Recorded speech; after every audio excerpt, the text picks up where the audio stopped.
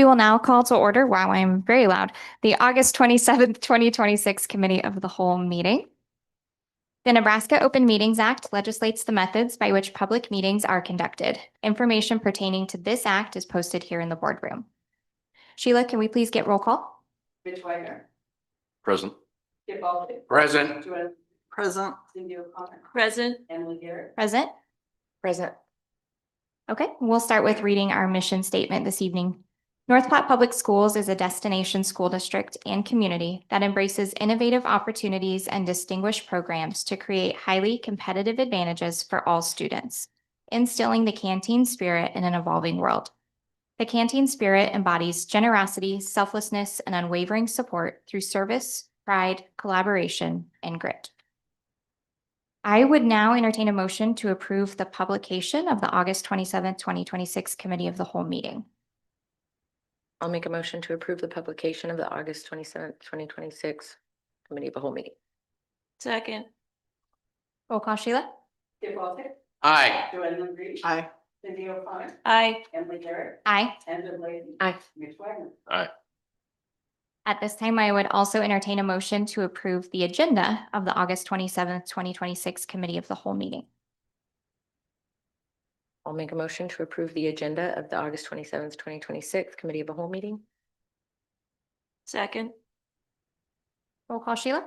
Joanne Green. Aye. Cindy O'Connor. Aye. Emily Garrett. Aye. Angela Blakey. Aye. Mitch Wagner. Aye. Aye. Motion passes. Please rise and join us for the Pledge of Allegiance.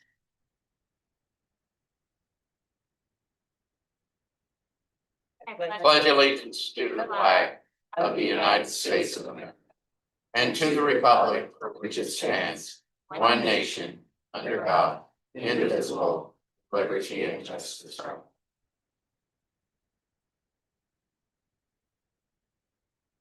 All right, Dr. Moon, would you start us off with our superintendent's report, please?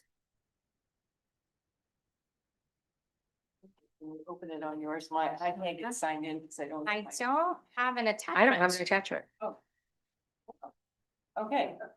I will wing it. The only thing that I have, and we'll just go ahead and attach it and send it out, is we did do a little bit of research on the memo that was talked about last time. In terms of, or the email around what would and would not be cut, and maybe Mr. McDonald will open that email for me to. I can open the email if you Or, want me to. well, Is that our how- response. Oh, you're, okay, okay. What we looked at is that, the things that were listed in there were suggestions if we had to, make cuts. And some of those were, partially done. Some things were done, with, so for instance, snacks were on there, food snacks. We had no longer have snacks. Cutting the bus to, between Madison and Adams was on there, and so instead of running two buses right now, we're running one bus.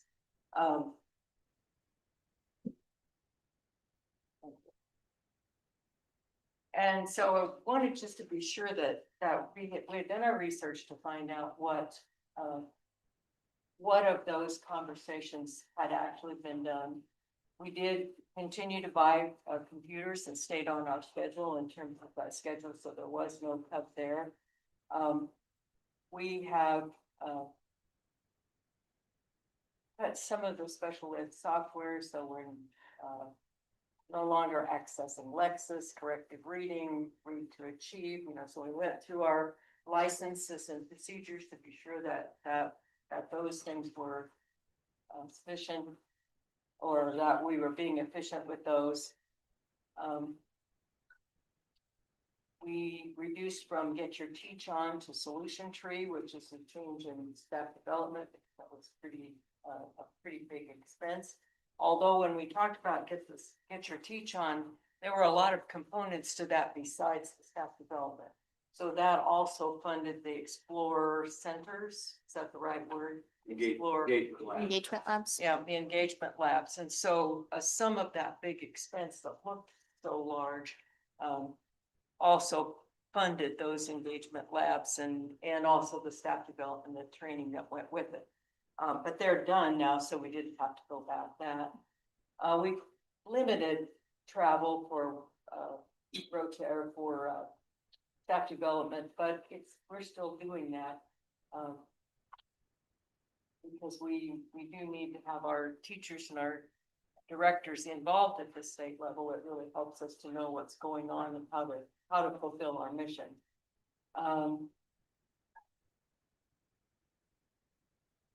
There's no behavior program anymore. That one is gone. It was as, or Cody.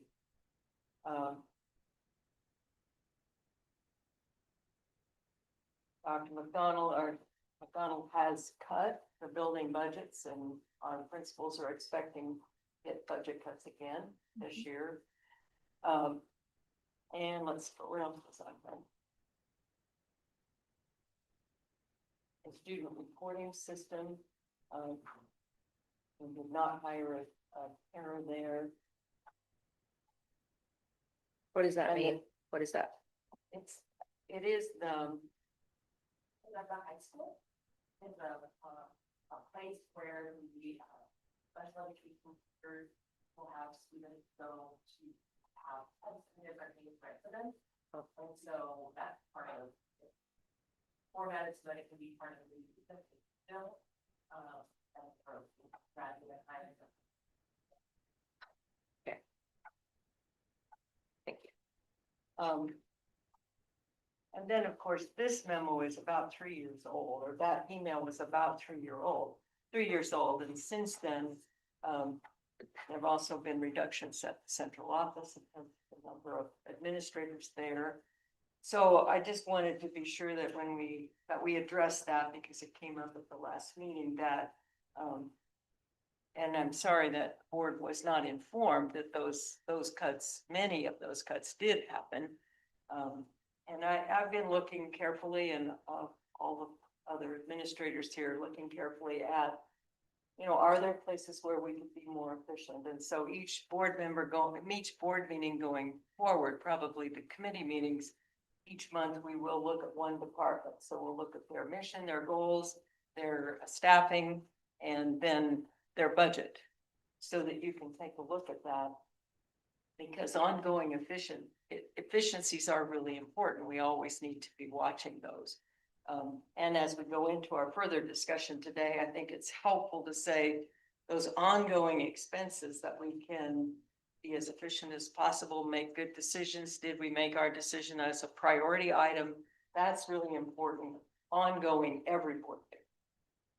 But it's kind of a separate discussion from setting the budget and the receipts and expenditures and our authority to spend money going forward. So if we can kind of help everyone build back that trust that we are being careful with the money, and we are making recommendations that we feel are necessary to ensure that the school district gets fiscally responsible and stays fiscally responsible.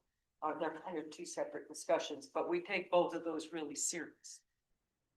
So that's kind of what my report is today, because I did want everybody to know that they took that serious long before my watch. Thank you for the update on that.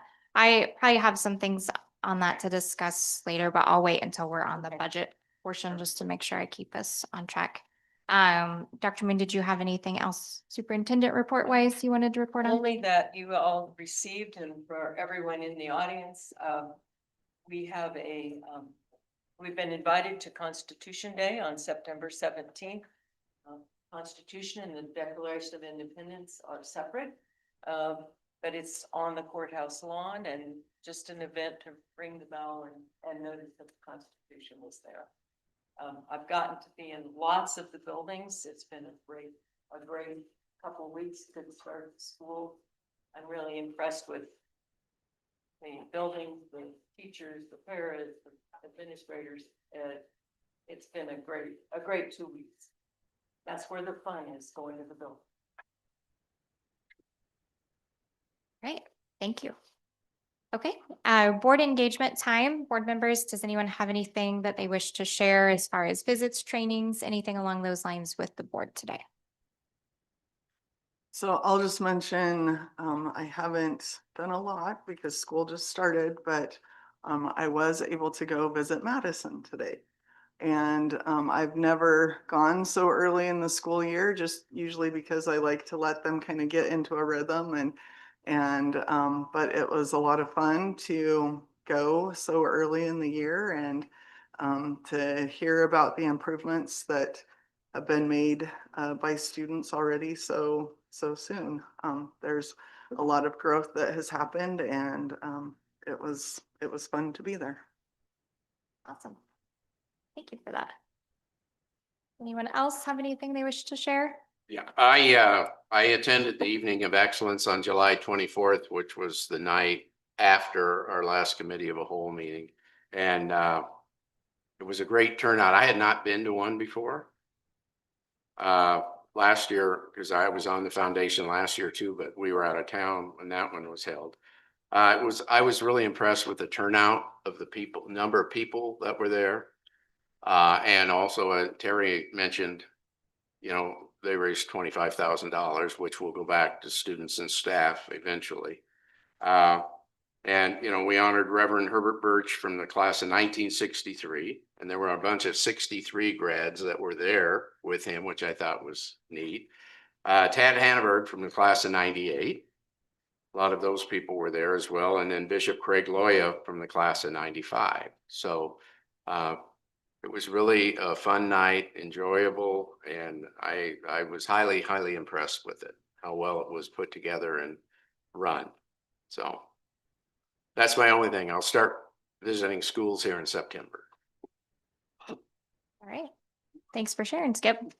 I had just a couple of meetings this past month. Dr. Moon and I had the opportunity to sit down and meet with Senator Jacobson, which I think was a great opportunity. I've kind of been probably the annoying pest in his ear about the TIOSA formula for a little while now, so I will always seize the opportunity to express my concerns about that.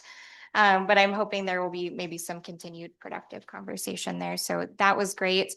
And then actually Miss Teen Nebraska reached out and her service initiative is about food insecurity. And she had a lot of questions about school lunches at North Platte and our numbers as far as free and reduced lunch rate. And she knew we had just talked about it on some meetings. So I was able to show her those reports.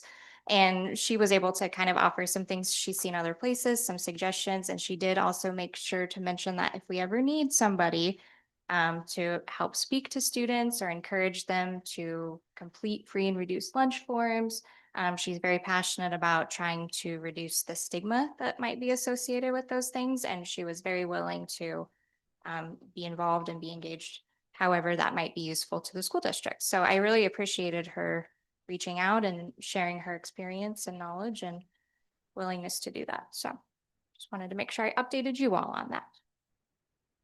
Anyone else have anything on board engagement?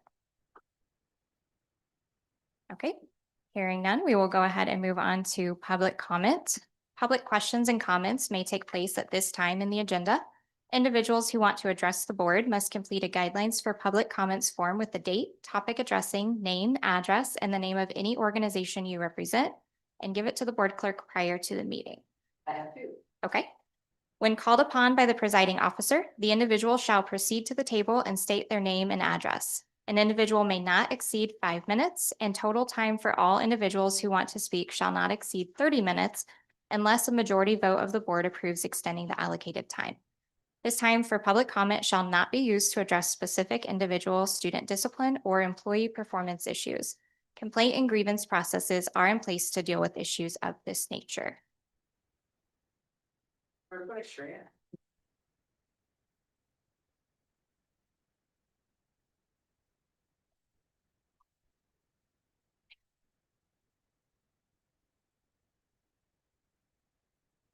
Hi, my name is Shreya Agrawal and I live on 380 East Sagebrush Drive.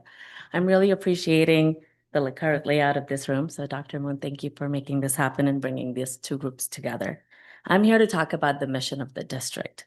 It is easy to keep repeating our mission over and over again. You can memorize it, you can start every meeting with it, but what do the words truly mean to each of you? What does it mean to be a destination school district? During the course of your conversation about the budget and the decisions, I would urge every board member to actually define that for the public. What are we offering our students, both academically and through our activities, that would make this district a destination experience for them? What are we offering our families so that they feel culturally accepted and they feel safe sending their children to our schools? What are we offering our teachers so they love working here, they like their administrators, and they want to keep coming back? Every budget decision today and in September should always go back to this question.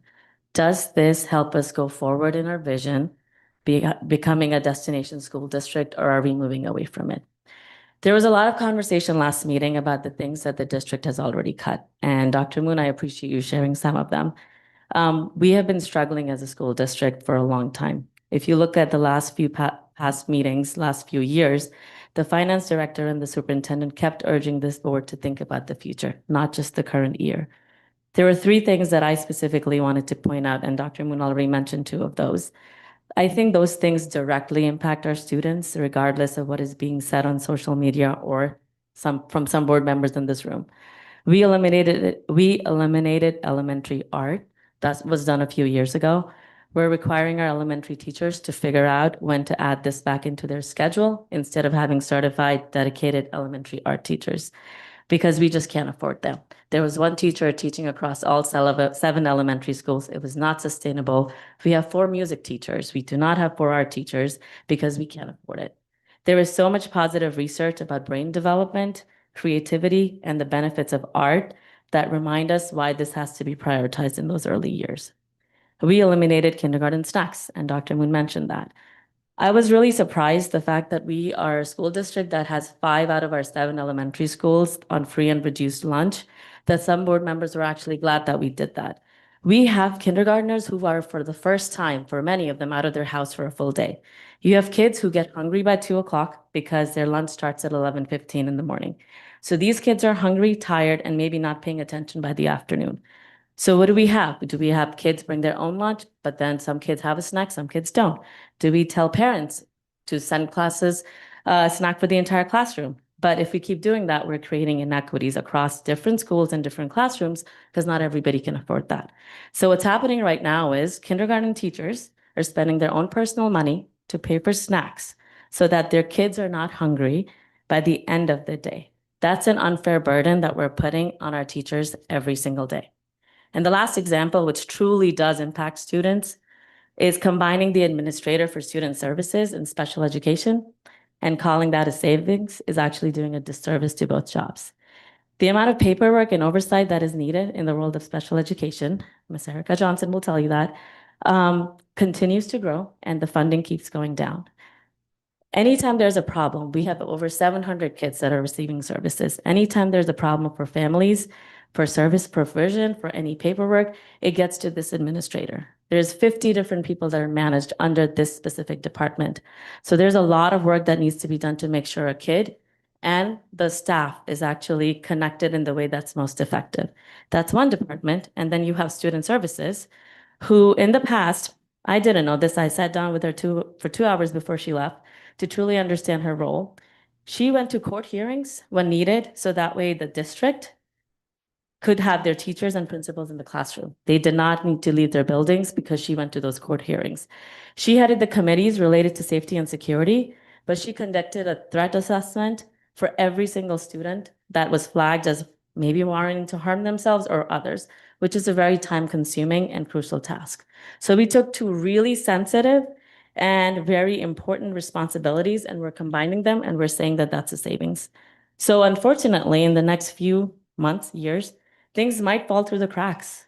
It seems that the board wants us, the school district, to keep working hard, to keep getting better, but we are not giving them the resources to actually make that happen. At some point, it's no longer an efficiency problem, it's actually a capacity problem. We're squeezing the school district and its staff to the last penny. We keep adding more and more to everyone's plate, and burnout is real, and that's going to impact our students at the end of the day.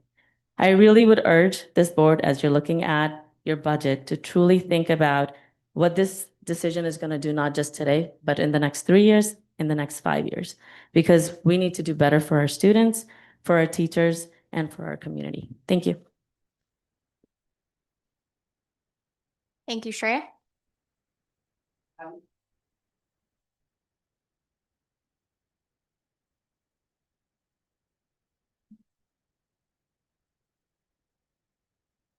Good evening, Kyle Nichols, 2311 Birchwood Road. We've used the word micromanagement to describe this board's leadership for a while now, and the pushback's usually the same. And the answer to the question is, what are the examples? Last week's meeting was a pretty clear example. During the discussion about transferring money into the activities fund, the focus should have been on why these accounts were negative, what caused it, and what control needs to be in place going forward to decrease the transfers. If the concern is how much we're spending feeding students who participate in activities, that's a policy discussion. Have the discussion, look at them out, debate it, change the policy if you believe it needs changed. But talking about whether Sodexo should provide the meals, whether parents should send money, or whether students should get after-school jobs because we're somehow encouraging them to be lazy, that's not your job. That's getting into the day-to-day operation of the district. The better question would have been, what caused these accounts to go negative? How much of the deficit actually came from the meals, since that was never asked, and what changes are being made so this doesn't happen again. There's a very fine line between wanting to understand how your district works and believing you need to operate it yourself. The board sets policy, the board approves the budget, the board sets expectations, the board holds the superintendent accountable, and you have to let your leaders lead. You reviewed the employee handbook, you reviewed the student handbook, you've helped establish the policies and procedures of this district. At some point, you have to trust the people you hired to do their jobs. And when we're talking about governance, we also need to talk about planning. For the last few years, both administrations gave this board opportunities and advice to strengthen the district's financial position going forward and build cash reserves. I want lower taxes too. I think everyone in this room does, but there comes a time where we run out of cuts and we start jeopardizing the students. There's a difference between responsible tax relief and dropping the levy so aggressively that a couple years later, we're facing difficult increases because we don't leave enough room when state and federal funding changes. Please note, this board was warned of potential state and federal cuts 1, 2, and 3 years ago. If the levy reductions over the last few years had simply been a little less aggressive, I believe the position we're in today would be much easier to manage. Last year's additional budget authority was also another opportunity, and I believe the board leadership handled that very poorly. We're paying for that again now. We've also heard 2 years ago during budget discussions how important safety was to you guys, and today's cuts have gone far enough that we aren't even replacing the Director of Student Services, who was a major player in guiding safety for this district. That should bother all of you. Board members are not the boots on the ground. Our administration, teachers, and staff are. Ask them hard questions and challenge them, but please listen to their advice. If we had listened more closely to the financial advice given over the last few years, I don't believe we'd be sitting in the same position today. Your job's not to manage every lunch and every purchase and every operational decision. Your job is to ask better questions. Your job is to protect our schools, support our students, respect our taxpayers, and leave this district in a better financial position for generations coming next. And that's not what's happening. Thank you, Kyle. All right, on to our agenda for this evening. Our first report tonight is our sixpence report. So we will welcome Megan Daly and Kelly Mathewson up here to the front, please.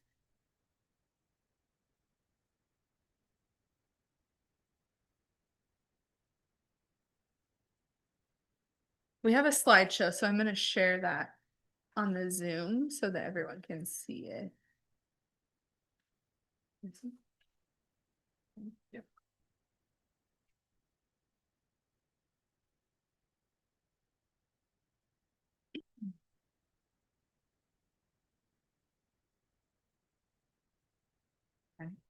Yeah. Okay, I'm Megan Daly. And I'm Kelly Mathewson. And we are the parent educators for Sixpence, which is a grant program in Nebraska. I'm going to go over a little bit of what it is because we have new board members and new people in the room. Sixpence is in 43 communities across the state. There's 3 different branches of Sixpence. There is the family engagement / home-based, which is what we have here in North Platte.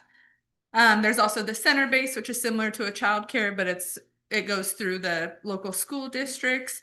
And then a childcare partnership, which goes into existing childcare programs and helps them with evidence-based supports and step up to quality and that kind of stuff. So in North Platte, we just have the home-based. Sixpence is a grant program that's applied for. Not everyone that applies for it gets it. It's our understanding North Platte had applied for it a few times before we actually got it. So we're super grateful to be here.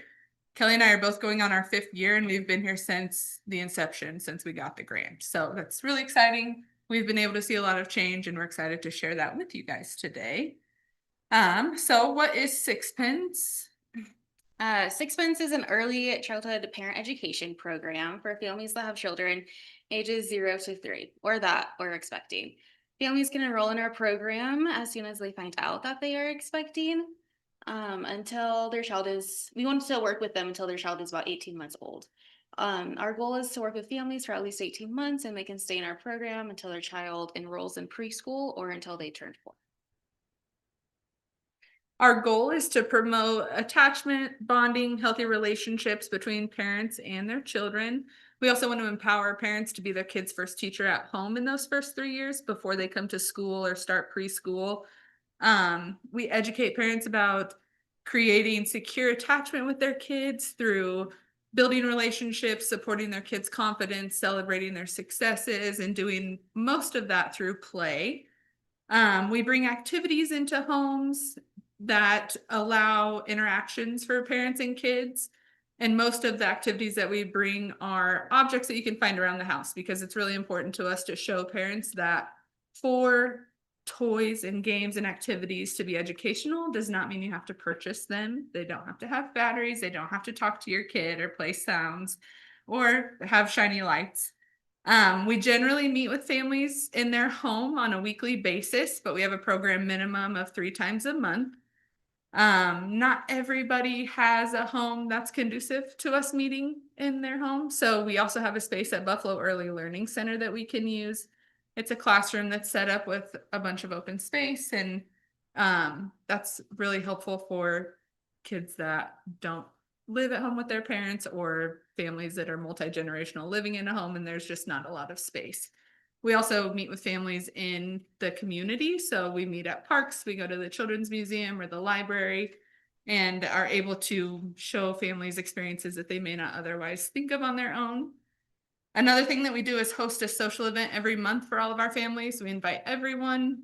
It gives them an opportunity to meet other parents that have kids around their age. It gives the kids opportunities to interact with one another. Several of our kids don't attend childcare. And so it's really interesting to see them with other kids and how they interact and how they play and how they're nervous and how their connection is with their parent in a new situation around strangers. We get a lot of information from those meetings. Some of our favorite socials that we've hosted are a dental health one. We had a dental hygienist come in and talk to families about when do you start brushing teeth and when is it a good time to get rid of a pacifier and get rid of bottles, and what teeth development looks like and what mouth development looks like. We also did an ice cream with Santa social. So we partnered with Lori at Double Dips, and she had a friend who could dress up as Santa. So he came, and it was a private event just for our families.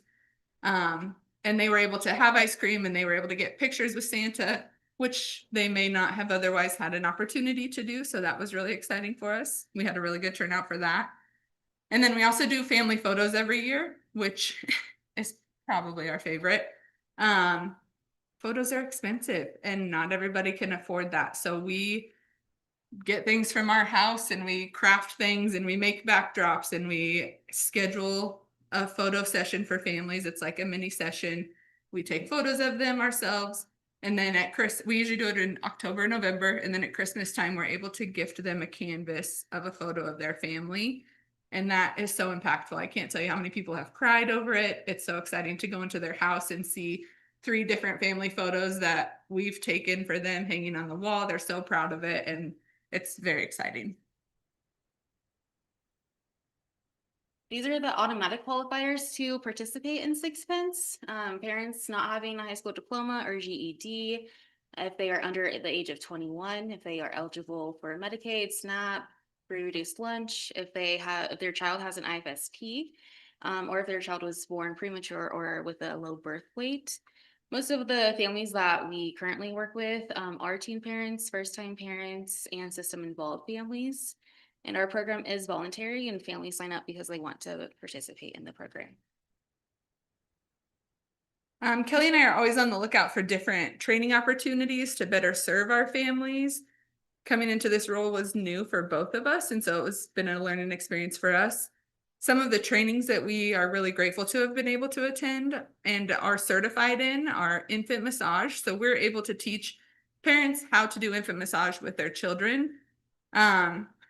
It sounds kind of silly, but infant massage is very important, not only for physical development, but also for that attachment and bonding that we're always working on. Some of the things that we talk about with families when we're teaching them infant massage is paying attention to your baby, reading their cues, because we're doing this with like 2, 3, 4-month-olds. They can't tell you what they like and don't like. So we talk about looking at facial expressions and looking at body language and what does your child seem to like and what does she not seem to like. And it's very interesting to see how confidence builds through that in their relationship with their kids and understanding their kids' needs. I'm also a certified car seat technician, so I'm able to help families and our community in general with car seat education and installation, which is something that I'm really passionate about. We are also both trained to be birth doulas. Our intention for going to this training was actually to better serve our prenatal families. The curriculum that Sixpence uses is a great curriculum, but it's mostly for live children. So a lot of the things for prenatal was related to journaling, which you can talk about journaling, but 9 months of it is a lot, you know? So we went to this to be able to help families prepare for what labor is going to be like, what delivery is like, what options do you have when you go to the hospital, and how can we create a birth plan that you feel like you have ownership in and that you feel comfortable giving to your doctors, your providers, the nurses. And we also are able to assist as doulas in birth if families request that from us because of that training. And then the last one is we're certified PWE instructors.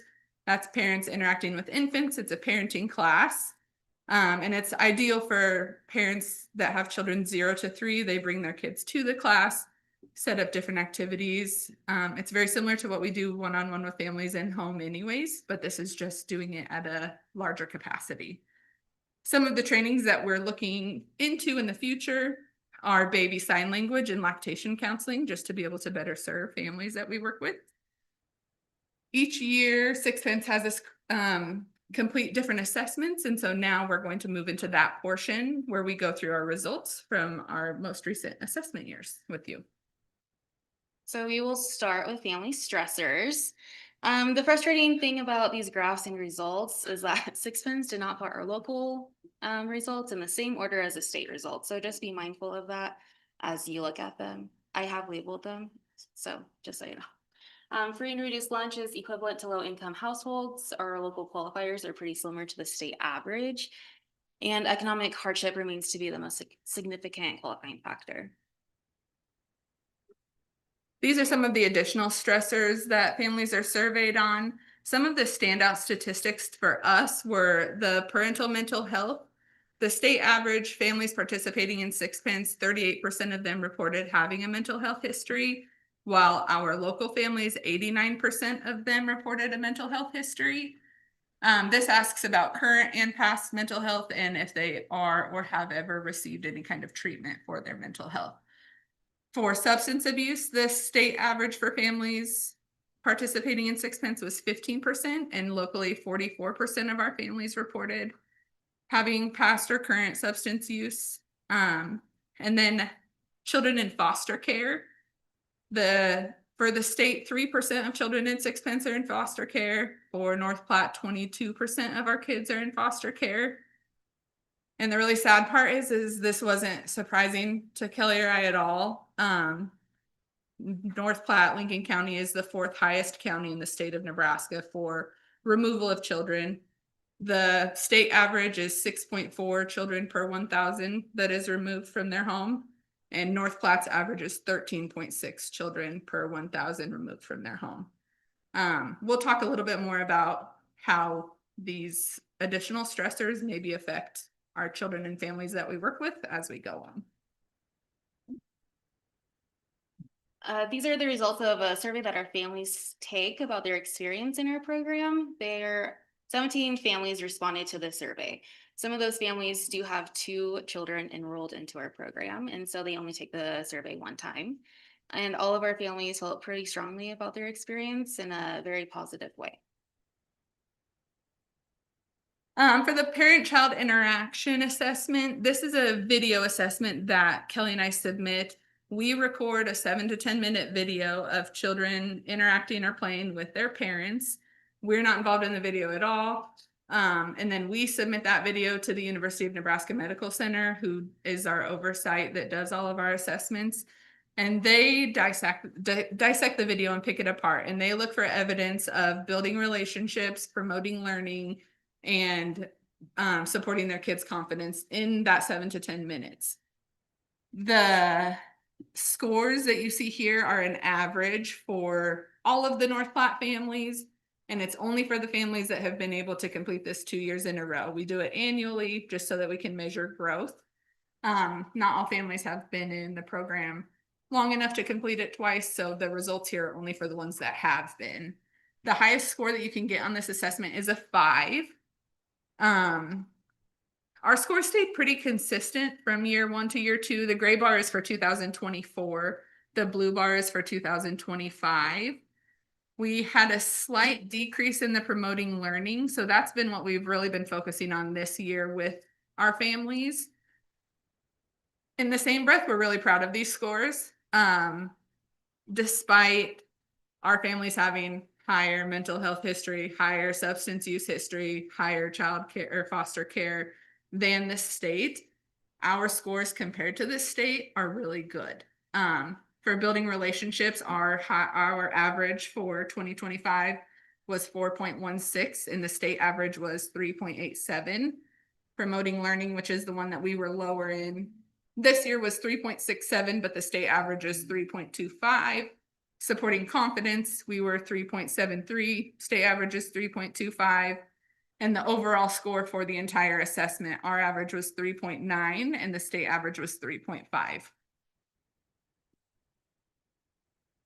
Since one of our biggest goals of our program is to promote literacy, we give books monthly to our families, about once a month, and sometimes more often than that as well, to help them build a library at home and to just read to their child and have that bonding piece and build that attachment.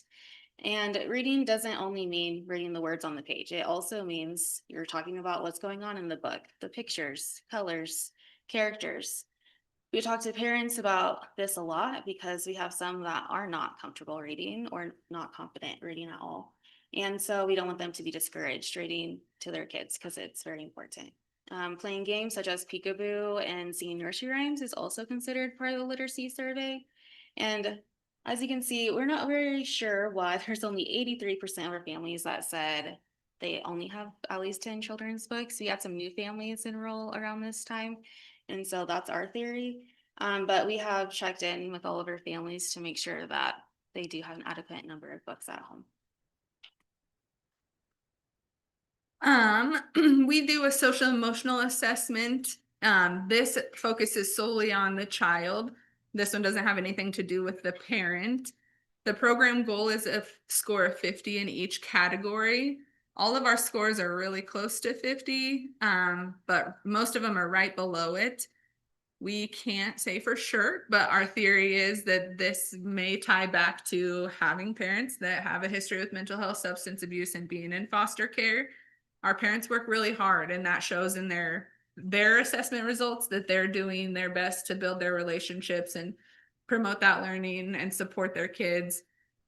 But in the same breath, it also shows us that past adversity does still affect the social and emotional well-being of our children. It affirms to us the importance of building relationships to continue to help that grow. Even though our scores were not quite 50, there was improvement in all of the areas except for one stayed the same. So we are still happy about that. These are just a couple of slides that have come up in some of our recent trainings talking about the differences of brains, both functionally and physically, for a typically developing brain and a brain that's experienced severe neglect and trauma. You can see the difference in them.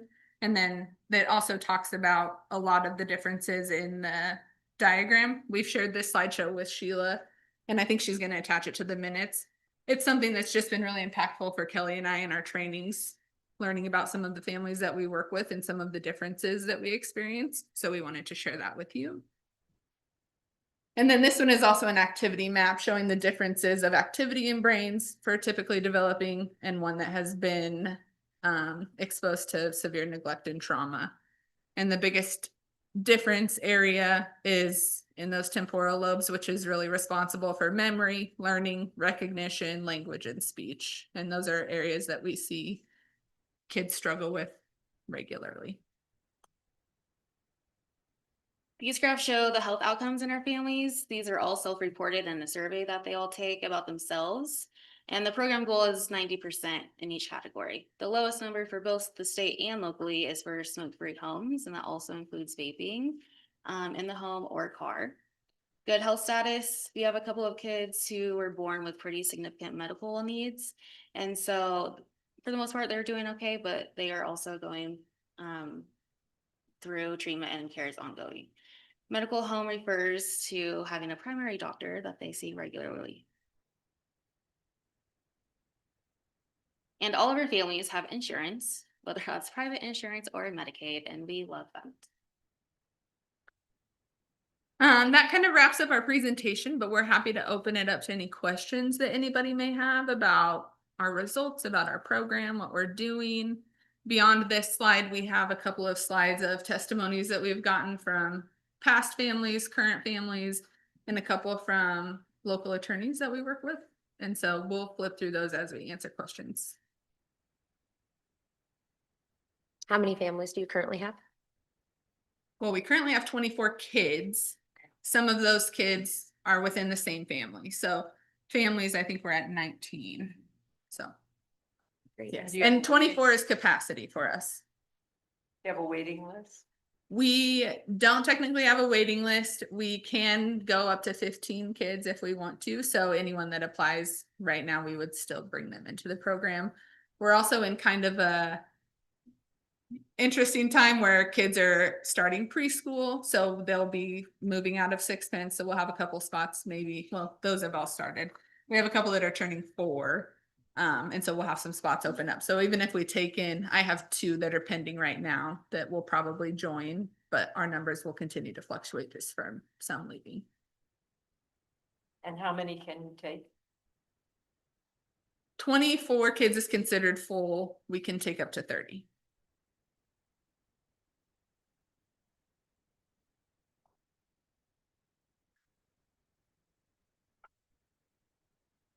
So, just as far as the books and the pictures and those sorts of things, how are all of those things paid for? So when Sixpence first got the grant, they got a large chunk of startup money, and we purchased all of our books then. With that startup money, our office has 5 bookshelves that are full of books, and that has maintained us pretty much This the whole time, time. the Yeah, whole the time. only thing we've bought were a couple of additional like sign language books or picture books and a few Spanish books to make sure, because we have some Spanish families. So that's all that we've had to buy since that 5 years, but we bought all of those and we still have. And the pictures? The pictures, that's part of that's written into our grant. We did that the first year. We learned about it from another Sixpence program that they do it.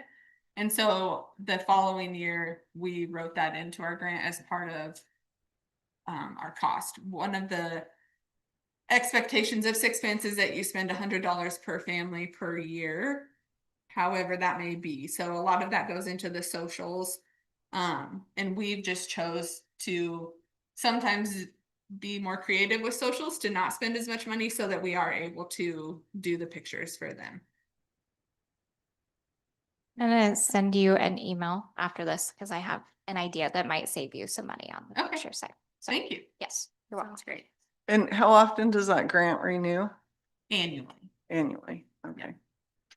And it's, there's been some, with last year, there was a lot of things going on state and federally with grants, and so there was some concern, but we talked with Sixpence, and the home base side of that is not tied to any of that federal or state funding. It was a private donation that Sixpence has invested, and the grant money that they give out is all of their interest that they've earned on their investment. And so we're not affected by any kind of like grant cuts at the state or federal level, luckily. Well, I think you both know that I love the work that you do. Thank you. We really appreciate So- it. Yeah. Thank you. And in fact, I had someone, I don't know that they took advantage of the program, but you were the first people that I thought of when I Yep. knew of someone that needed some services. So I appreciate the things that you do. We appreciate you thinking of us and Yes. referring them to us. That was very. And yeah, and just by contacting, that's awesome. Yeah. Thanks for the referral. Any other It's a questions? great program and we're Yeah. really lucky to be involved in it and great people doing it. So Thank for you. Yeah, all thank you. do. We really enjoy it. It was, It's a lot of fun. they don't give you a lot of guidance when you start because they want you to make it what your local area needs. And that was a really tricky time for us. So it was. But yeah, we it was feel hard. like we've gotten to a place that we know what we're doing. People know who we are now. We're really connected with local attorneys, with like the court system, HHS. We get lots of referrals from them. They believe in us and what we're doing, and that feels really good. Do you think that's why the majority of your families have had a mental health history or a? Yeah, yes. I think that's a big part of it. I think it's the population maybe that we're willing to serve. That's also part of Sixpence, is you get to choose who you serve. And Kelly and I are real firm believers that if somebody wants to do this program, we're not going to turn you away. So we will help and support anybody who's willing to be part of the program.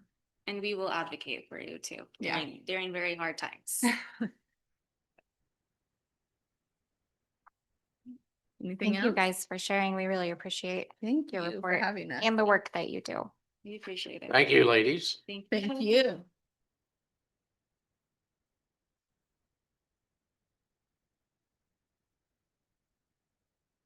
Up next, we have a report on the high school greenhouse. So we'll invite Colin Swedberg and Erica Brown up, or Mr. Spatansky. Are you Erica Brown today? Well, she regretfully had to miss tonight because she's sitting up for slip and slide kickball. That's what we're. Swedesburg's And gonna they're do. real shortly. Yeah. He's got his swimming trunks underneath of there.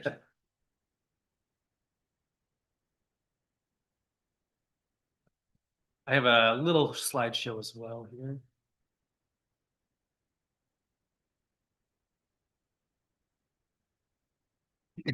All right.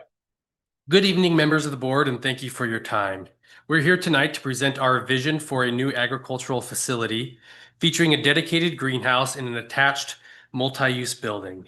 We've been developing this plan for several years now, and we are here to ask for your approval to begin executing it.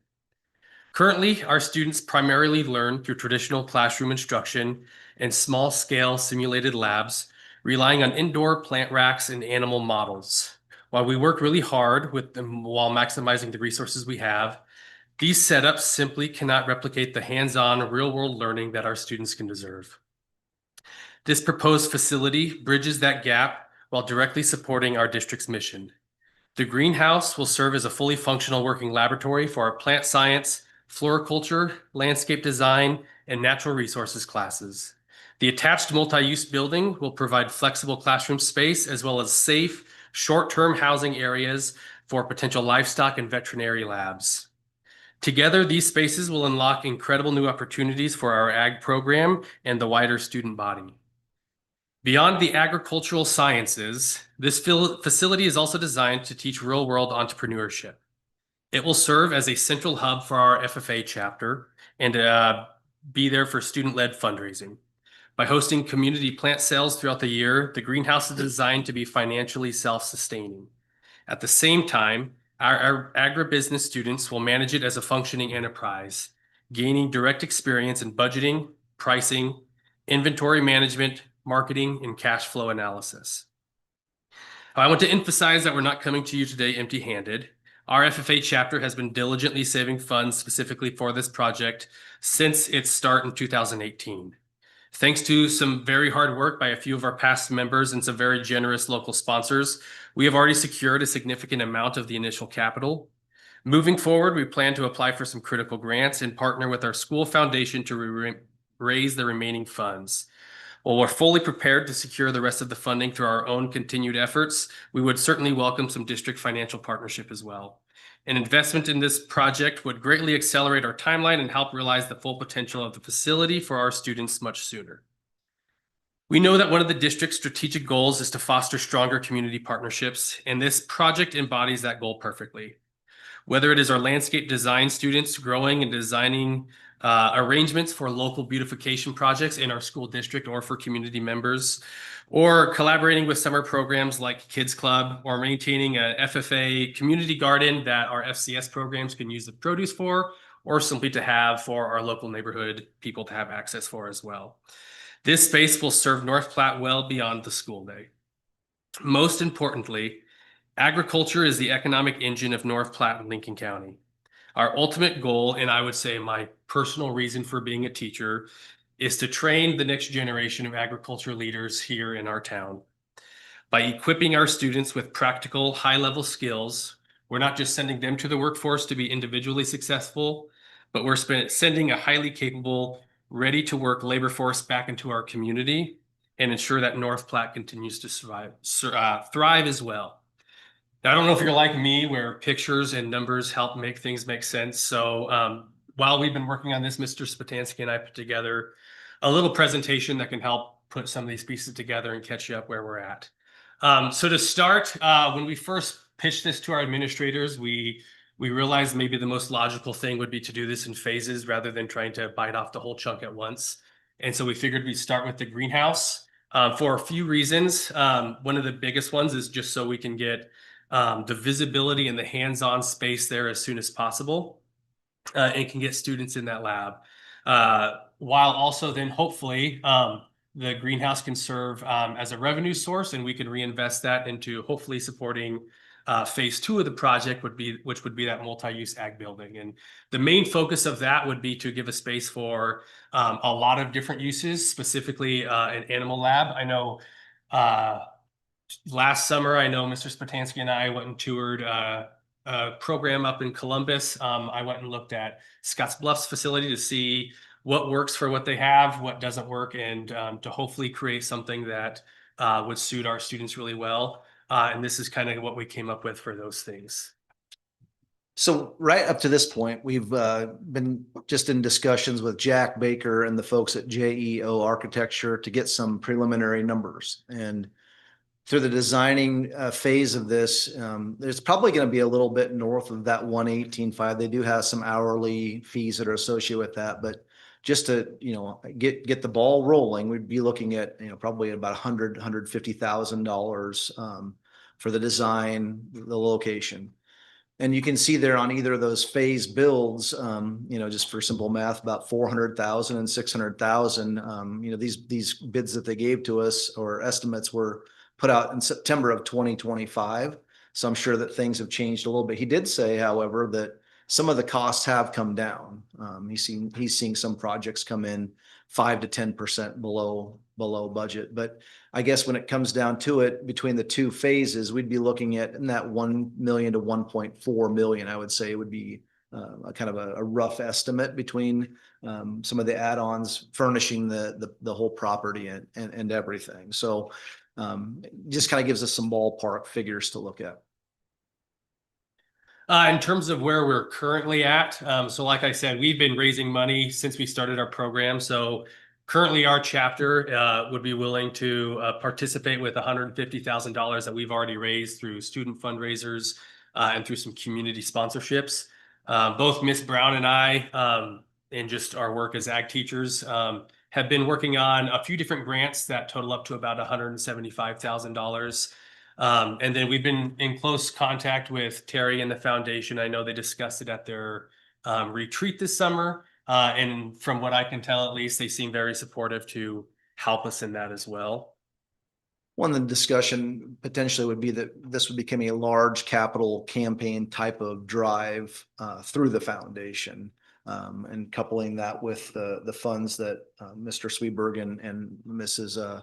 Craig, as well as Ms. Brown are generating, and plus the grants. I mean, it's a good opportunity at this point to look at that. Now we have, kind of looked around the facility to identify locations. Nothing obviously is set in stone, but we have had some discussions about whether or not our tennis facility needs to have some potential upgrades. So that location actually, either between Bauer Field and the current tennis courts, seems like a logical location to access. We could have some alley access for trucks to drop things off, pick things up. It would require a little bit of work then through that green space to the east, on the northeast corner. We have looked at a space on the current tennis courts if we were to have to relocate them and rebuild them due to cracks and resurfacing anyway. And then we've looked at an option there just on the green space area. It doesn't necessarily have to be where it is, but there would probably be a little bit more cost involved in that with regards to concrete and parking and things of that nature. But it's hard to tie this particular facility into our building, as there aren't many locations around North Platte High School that would be able to support that type of structure. I know that the back area there on the south and west, it seems like there's a lot of utilities and such that are located there. So this seemed to be one of the better potential locations on the north and east quadrant of our property. And then I kind of wanted to give you some scope of where our program's been, where we currently are, and where we're hope to going. So a little context here, our FFA chapter and our ag program was started in 2018. So in the first 5 years of existence, we served about 697 students. And we had 58 what we call pathway completers. And these are people or students who complete sequential classes in a specific area. So ours would be our animal science pathway, plant science, agribusiness, and natural resources. So the first 5 years, we had 58 people complete, which I mean is starting to program. Obviously, those first probably 2 to 3 years, you're not going to have any because they have to be in those advancing classes. We were also at the time, Mrs. Craig was the sole teacher of the program. And so in a 4-block scheduled day, it's hard to provide the diversity of classes to offer the 3 levels of classes in all 4 pathways. So then moving forward, I was added on in 2021.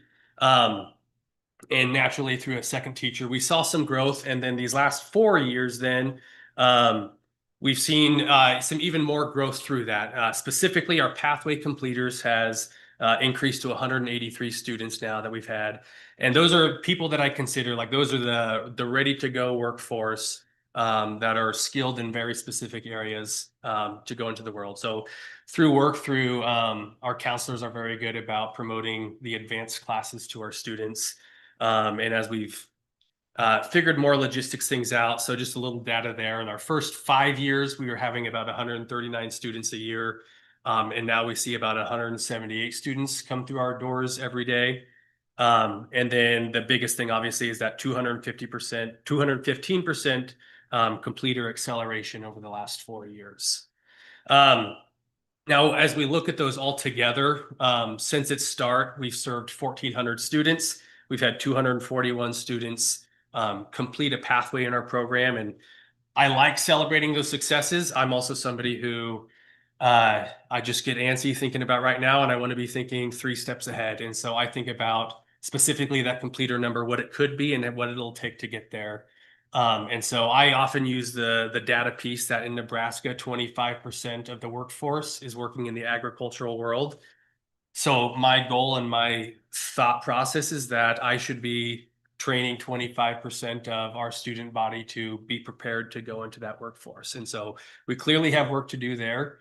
And part of what I think this project can help bridge that gap for is letting students see the opportunity to learn in an untraditional way where they can be outside, they can get their hands dirty, they can physically see what they're doing rather than seeing a picture, watching a video, or doing small simulated labs with some of that information.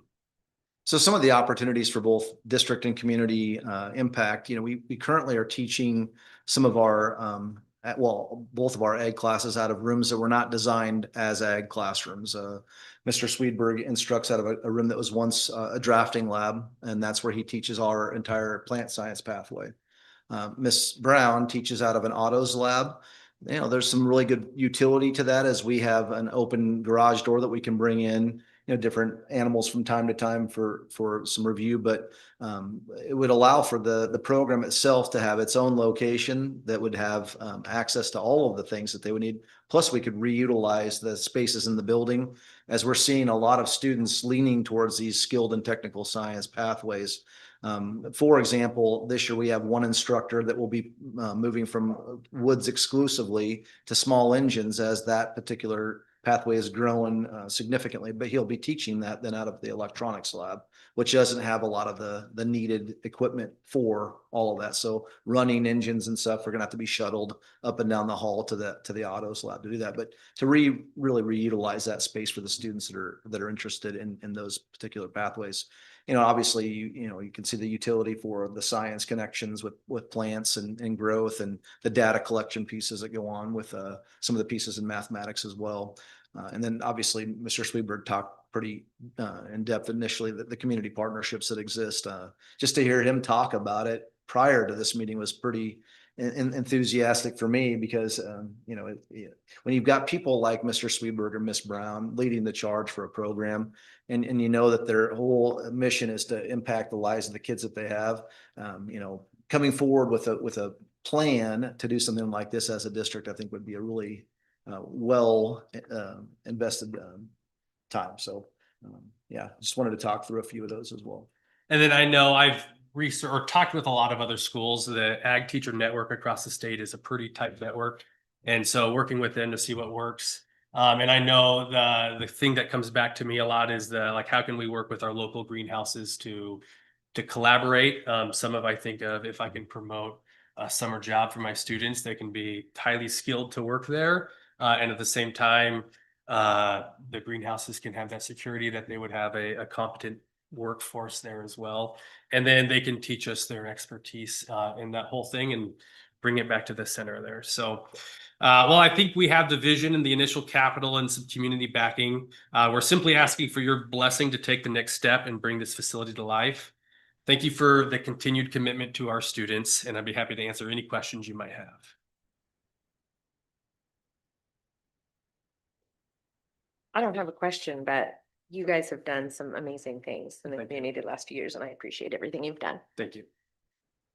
I have a question. Of the pathway completers, how many of those have either gone into ag-related workforce right out of high school, or went to college to continue to pursue an ag-related degree? A really good question, and you just challenged me to get that exact data. I can think of a few specific stories, and I won't mention their names because I didn't tell them I'll talk about them. But we have one particular student who would have graduated a couple of years ago, who was very instrumental in FFA, completed our pathways, and in his summers, he was working for an electrician company here in town, and it was the exact model of what ag education's for, with the FFA, the classroom, the supervised agriculture experiences where students go out and start their own projects. And he was so easy to teach because he was learning in so many different modes. In fact, in 2 of his summers, he spent time helping remodel Eisenhower School and McDonald School. And now he's a full-time certified electrician, 2 years out of high school, working in commercial electrical work. I know we've got 2 students that are in the Elite 11 program at UNL. That's the Vet Science Prep program. And so while UNL does not have its own vet program, it partners with the University of Iowa, and they have a 2-and-2 program. So these students, it's kind of like the RHOP program. They get automatic admittance into a vet science program at UNL in Iowa. So we've got 2 students that are on that pathway. I know we've got 2 students that are at the NCTA in Curtis in the vet tech program. We've got a student who I just talked to this weekend, is working at Sustainable Beef and is testing the food safetiness of the meat that's going through there.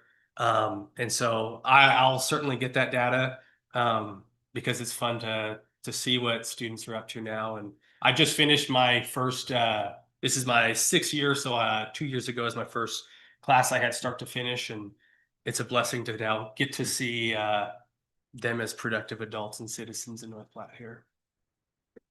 Colin, we can really see your excitement, and I think this is a great program. Awesome. Great. Thank you. What do you think that you need from the district? Need letters of support for grants, the commitment in the budget? Are your grants going to require a match? What? It's a good question. So I know 2 of the grants we're looking at. One of them is the Nebraska FFA Foundation has, and their grant program is pretty wide open just to help support the needs.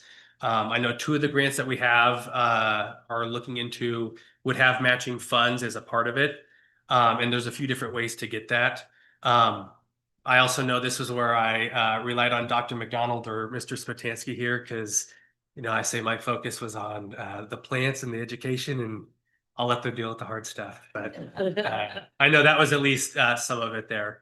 The matching funds were a part of the grants there as well. So I don't know if you have anything to add. You know, I would say that it's probably a little bit of both. I mean, you can always maximize the resources that you have more efficiently when you build partnerships with all the folks that want to contribute towards it.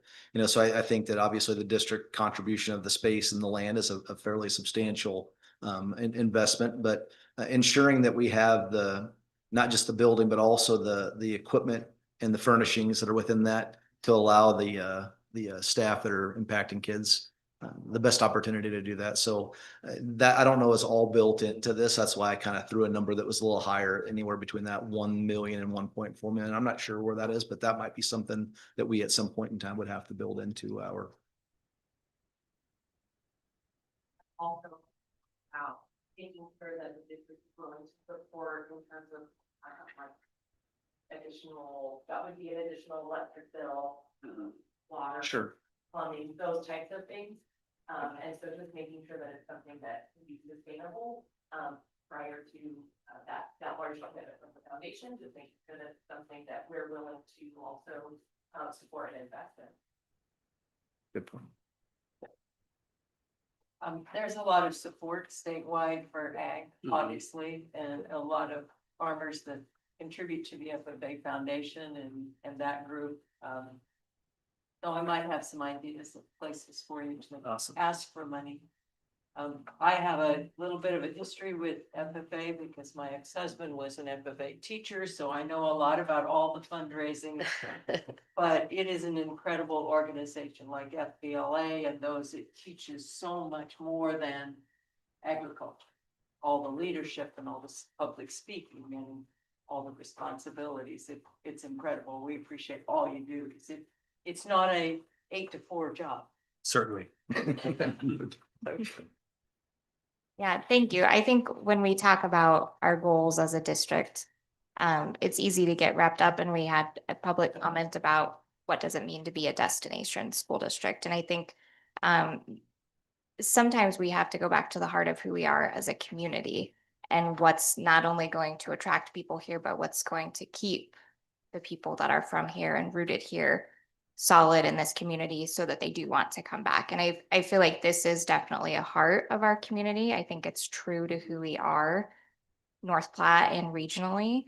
And I think that it is something that is important to the education of our youth because it is our job to prepare them for after they graduate, right? We want them to be productive and good citizens. And ultimately, we kind of would like them to come back here or stay here. So I definitely think that there's a lot of value to what you guys are doing. So I just want you to know that I think you're doing a great job. And I think this is something we should consider what that looks like. I'm not going to say I have any answers, let alone all of them, but I think it's a worthy conversation to have. So we appreciate all the research you've put in and all of that. So thank you. Well, you're all, whenever you want to, you're invited to my class for plant science. Just you ready to get your hands dirty? We do a lot of fun stuff there. So We don't want meat judging though, that's kind of. What is your, just for reference, next steps in regards to this? I know this is something that you've been working towards, want to continue to work towards. You've laid a foundation here in regards to generating funds and how that may look. As far as the district is concerned and from the board's perspective, what is your intent to continue to have discussions and reports in regards to this type of a project moving forward?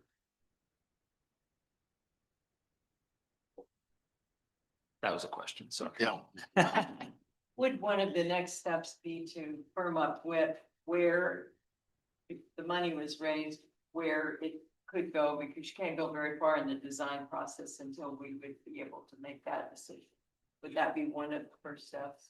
The design phase is certainly the place where we would have to jump in, and that would pretty much gobble a majority of the funds that have been saved by this organization for this particular project. So yeah, I mean, before we can really go much farther, we'd have to, do an RFP with several different architectural firms and find out who's going to provide us the best opportunity to, reach out to contractors and, make this project happen in a quality way.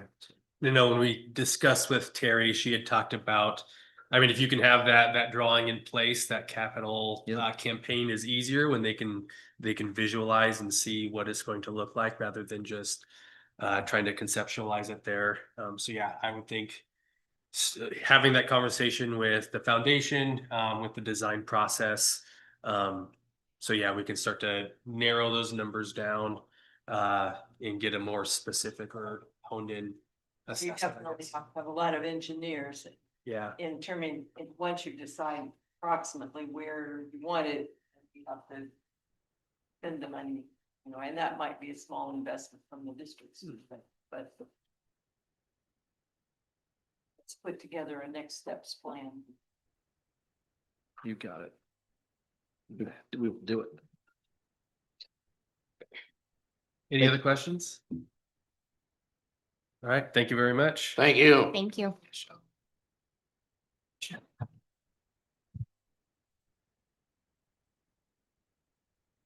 Okay, our next agenda item is a report or an update on school lunches. So we will welcome up Stephanie with Sodexo. Thank you for joining us again tonight. Thank you. It's good to be here. I was asked to put some items together to present to you this evening, as I know there's been questions in regards to CEP. CEP can be a difficult program to navigate as well as explained.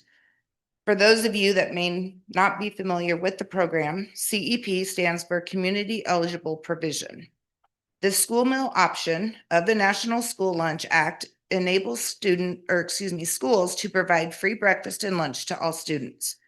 Schools are able to receive this funding based on a formula that relies on data from other sources, such as SNAP or food stamps, the temporary assistance for needy families, Medicaid, runaways, homeless students are all into that factor. Right now, North Platte is currently just starting their third year in their 4-year cycle. We currently have 6 schools that are that have ISP, also known as identified students, of 63.31%. On these totals I'm giving you, this is actually based off of last school year. For CEP, this means that we were over the magic, or excuse me, this formula here is actually 2 years ago when we re-upped our current cycle with the CEP program. For CEP, this means that we are over the magic number of 62.5% that allows us to serve 100% free meals at the 100% reimbursement rate from from the federal government. This is calculated by multiplying the 63.31 times 1.6 which is the federal CEP multiplier, which equals the 101.3%. We can only claim 100%, so that is all that we are allowed. When we look at 25-26 school year data, we can see that the ISPs in every school have actually gone down significantly. Grouping other schools with the 6 CEP schools that we currently have, we already would have dropped our rate to 47.85%, or a free reimbursement rate of 76.56%, and the paid reimbursement rate would drop down to the 23.44%. Currently, we are getting $4.71 reimbursement for free. So when you start losing your percentages, you then are losing the amount of reimbursement that you receive. Based off of our reports in April and May, currently right now, Adams Middle School, in the last school year, Adams Middle School had an enrollment of 494 students, with 173 students listed as identified students, with bringing us to a 35%. Buffalo had 127 students. 51 of those were identified with a 40% ISP. Cody Elementary was at 200 enrollment with 79 students that were identified for a 39.5%. Eisenhower was at 207 with only 66 students being identified with a 31%. Jefferson Elementary was at 319 for enrollment, and 177 students were identified at that school, having that school at a 55%. Lake Maloney at 114 enrollment had 21 identified students at 18%. Lincoln Elementary was 263 students with 172 identified for 65%. Madison was 248 enrollment with 85 students identified for 34%. McDonald was 238 enrollment with 60 identified for 25%. The high school, 1,023 was enrollment with 256 students identified with having it at 25%. And Washington Elementary was at 209 enrollment with 89 students identified with 42%. So as you can tell, since we had to re-up, we've definitely gone down in percentages. And technically right now we only have in May, we only had 2 schools that technically were identified at that threshold of getting the free reimbursement. All CEP schools are entering their 3rd of their 4-year cycle. Under the existing cycle, this includes Buffalo, Cody, Eisenhower, Jefferson, Lincoln, and Washington. These schools are getting the maximum reimbursement they can with 100% with no family contributions. Moving a school onto CEP with an ISP of under 40% is not recommended because the federal reimbursement is likely higher, with free, reduced, and paid reimbursements being non-CEP compared to moving these schools to a CEP due to their low percentages.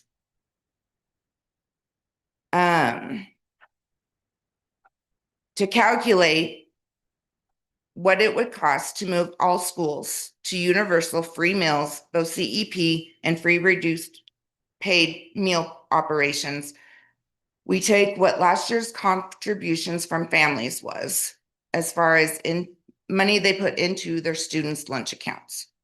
The total last year was $56,074.41. But then you have to add the negative school balance of lunch meals, which we were at $16,000 for the whole school year. So that gets you to a total of what it would cost the district a year to provide CEP meals for their students would be $72,074.41. Another issue that the school district faces when looking at going all CEP within your school district is you're no longer collecting free and reduced applications. With that being said, when it comes to any of our class activities that have fees, any sports that have fees, you're no longer able to identify what school, or excuse me, what students qualify for free or reduced to be able to get those waivers for their sports and their classes. There are forms you can still fill out, but you would have to, those would have to be handed out to the parents. You would have to expect them to fill them out and turn them back in. A lot of the guidance and the information I provided tonight was a lot of work that I've done with the state over the last couple of years. Or excuse me, the last couple of weeks, with all the information that has been given to me and at the suggestion and recommendation of the state, which does not happen very often, but the state has highly recommended that North Platte does not go to an all CEP district due to the financial burden that it could cause the district, as well as CEP is a program that is slowly declining. Reimbursement rates continue to go down. And so as we go forward, it'll be interesting to see at the end of next year where we actually stand and if it will actually even be worth at that point to re-up the 6 schools that we have under CEP right now. Would you be able to set that report of all those numbers? Yes. Okay, I was trying to take notes. No, you're fine. Mhm. Then a clarification, so the total number that you provided is 72,000. You talking staff of K-12, that's the major, I mean, what? K-12. K-12, okay. So I think probably, and I appreciate this update and the story, because we're all learning through this process, and we just had the conversation that we can't collect free lunch forms, not and how that creates a different burden for the district, even with our state funding not having accurate poverty level. So that's polarization aid, and there's a whole series of different. Yes. So I do really appreciate touching on that, and I think it's an important thing for the board and the community where we've had these conversations about what would that look like to provide lunch for everybody, and I think you hear the number 72,000, and some people probably think that's manageable in a large budget. I mean, that's probably a smaller number than a lot of people thought it would be. I know it's smaller than I thought it would be, but long-term sustainability, if in a couple of years we no longer qualify our buildings for CEP. Well, in the created a system where in the- everyone has budgeted for free lunches, and now it might cost us way more. Yeah, because as every year as those reimbursements go down, it's going to be cost the district more money for that. So So we probably need to, as a district, be doing some long-term planning of if 2 years from now, we're not re-upping that CEP and we now have 6 schools that have not been filling out free and reduced lunch forms. How do we remedy that situation when that time comes? Do you have any suggestions for us? no, not at this point. I don't know.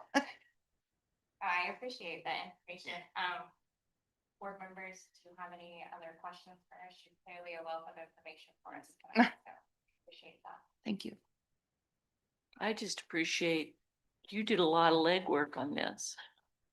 And for the state to give you an answer, that's surprising in itself. Yes. It wasn't easy. We had to nag on them a little bit, didn't we? So, but no, Thank I'm you. happy to help. So, right, is that everything? Dr. Moon and Dr. McDonald, is there anything else that you guys want to discuss on the school lunch topic while we're on this agenda item?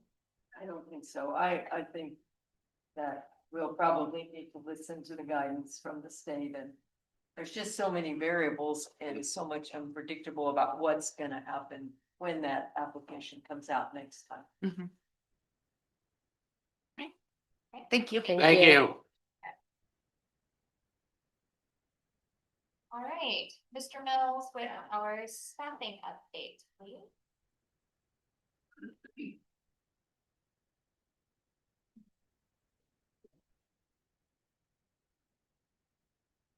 Okay. Okay, wanted to report to the board, we're fully staffed minus, one position. That's the business, teacher position at the high school, which we have a long-term sub for the entire semester set up teaching that class. And obviously that class is, or that, job is advertised as well. So fully staffed, which is great news. Career fairs kick back up already, next week with UNK. Then we follow that up with Wayne State and then UNL. So that's all kicking back up. One of the big things I want the board to know that as we talk about budgets, one of the things that Dr. Moon and Dr. McDonald and I talked about was overtime. So we're watching overtime very, very closely. Right now, at the beginning of the year, we know that our custodians and secretaries will have a little bit more overtime. But as we looked at it, it's not out of control whatsoever, but just so the board's aware of that we will be on top of that and things that we can control. And that's what we tried to look for. So we'll do that. And I've asked all the principals to monitor their people in their buildings. And so we're working with them as well. Lastly, we've had a lot of discussions about staffing and class sizes, declining enrollment, which affects the staff. Well, as we jumped into the data with the tech guys, we found some issues. We found some of our own problems we need to fix. So instead of presenting that big picture of data, we're into it. And then in September, we do our staffing report for the state. So then we'll have really solid data at that time. And then once September paycheck hits, a lot of those individuals for the first time they're getting paid. So then we'll see their names pop up where they might not be populated now. So just want to kind of give you an overview that we looked at all that data for the past 10 years. And what we really found is there's been a decrease in enrollment of about 15% over the past 10 years, and a decrease in staffing of 14% is what our findings have found so far. So again, as the board knows, as enrollment goes down, staffing goes down as well, because we don't have to have those instructors when we have less students. So I just want to give you that big picture. And I talked a little bit about a couple of times just with elementary, where in 2017 we had 101 elementary teachers, and now we're at 74. So that shows that decline as well. But Dr. Moon and Dr. McDonald and I have met with Brian and Kyle. We've looked at a lot of data, and we'll have more really cleaned up scrub data coming in September to show that. But I just wanted to give you that big picture of those 2%. Is that the decrease in staffing of 14%? Is that just teachers or is that all staffing? Like All different staffing, yeah. Administrative, We everybody? looked at pairs, administrators, and so when we looked at all those groups, what happened, President Garrick, is that we started coding differently. So then we don't have the right code. So sending Kyle over the edge and Brian, but we're going to figure it out. And it would take us about 3 weeks with uninterrupted time to clean it up. So we'll have fresh data in September. It appears that the only category that we have more of now than we had 10 years ago are nurses. So we have 8, or to be 9 nurses now, and 10 years ago we didn't have that. There are some categories that we don't have anymore at all, like what are they? Instructional coaches, we don't have those anymore. The behavior. The facilitators. Some of those. Yeah.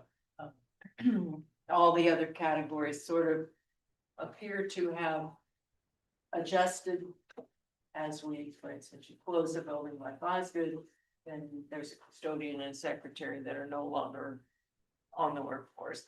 And the reason that we took a look at that is we wanted to see if there are things in the budget that we have not accounted for, so that, and the nice thing about that is that you've got something to cut. If for some reason, if just to throw a previous school district under the bus, their enrollment had dropped considerably, so that the kindergarten class was 16. That's all the kindergartners they have, but they still had 2 teachers. And so as the enrollment had dropped, we had not reduced staff along those lines. But that's clearly not on plan. And my guess is that has to do with the fact that we had a budget levy limit of $1.05. We couldn't keep all that staff. It's happened quietly, it's happened through attrition. And so there's not a panic amongst our staff and that sort of thing, but the district has systematically reduced staff in relationship, in proportion to the enrollment drop. So that's part of looking at what we're talking about in the budget, to be very thorough and very careful to see where we are, where our spending has been, how many people we have to do the job. So now there were evidently some big cuts prior to 2017, because there must have been another drop of enrollment prior to that. So, but we only went back 10 years. And we did find out a lot about our data. And the State Department has been really helpful. They've asked us to recode about every other year. They give us a whole new set of codes. So what we call this 10 years ago, we call it this something else, but numbers to numbers, total bodies working for us, we can see that decline. So just a question about the nursing staff. Is that due to student need that we've had an increase in nursing staff? Do we have more part-time people? What's? Well, the number has not increased that much. I think it was 7, so then it went up to 8. Yeah, so it'd be on student need and absolutely. Okay. Absolutely. Okay. Yep. We have more students with significant needs. We have lots of medications that we give and dealing with diabetic students, just all kinds of medication. And sometimes school districts serve those students with health fairs. You still have to have quite a few nurses too, because the health fairs have to work under those nurses. That's a huge responsibility. So. Good question, Joanne. Appreciate that. Any other questions for Mr. Mills on our staffing report tonight? If there's other things you'd like to know about staffing and enrollment, we'll get Mr. Mills the question. We'll get it.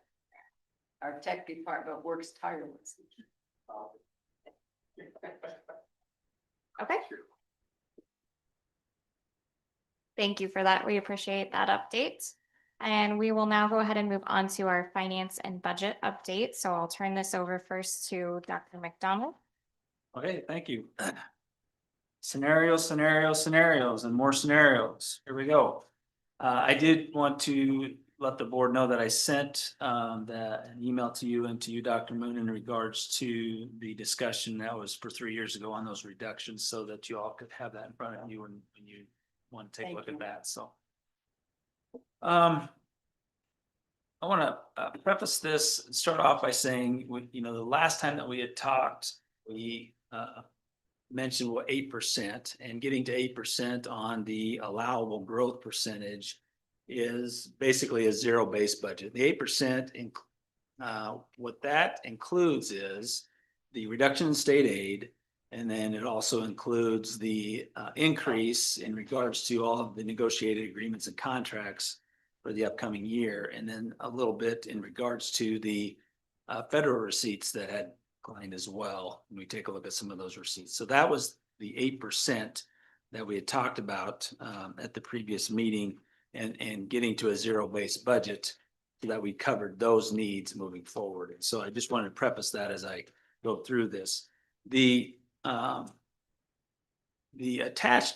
attachment is in a portrait form. So there's 2 sheets there, but for the board, I've given you that in landscape just because it's, I think it's easier to read in landscape. So Yes. Anyway, so there's 3 pages there in regards to that.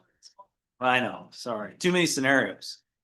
So the first column there, and I just want to go through the changes within what we had previously talked about in regards to where we're currently at to date. Okay, so the first column in blue there, it represents 3.5%.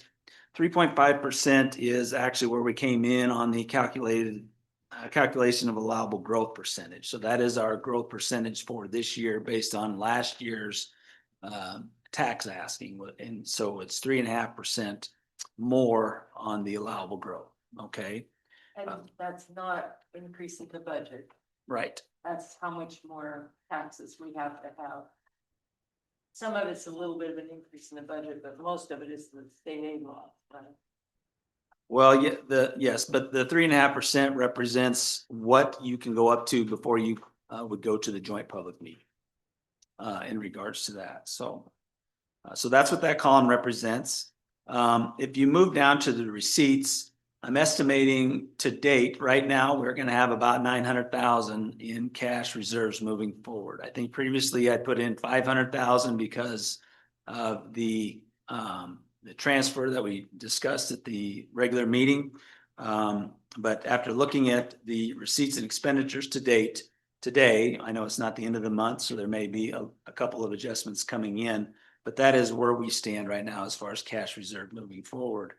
I want to preface that by saying that that amount doesn't represent in the past that, you know, some of those transfers have gone into the depreciation from the regular budget. We haven't done any transfers to the depreciation, and so that represents a green as far as cash reserves moving forward in the general fund by not moving those into the depreciation account in those various accounts that we have shown in previous meetings.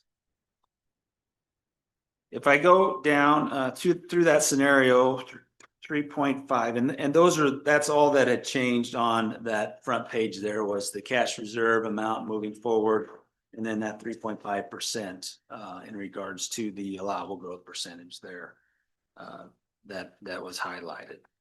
If I go to the second page, the 3.5% only column, to not go to the joint public meeting, we have to build in a line item called to balance the budget authority. This is not a receipt. It actually counts against any type of cash reserve that you may have within your expenditures moving forward. So what we'd had in 25-26 to balance the budget authority was so that we didn't go to the joint public meeting then. And so we would actually have to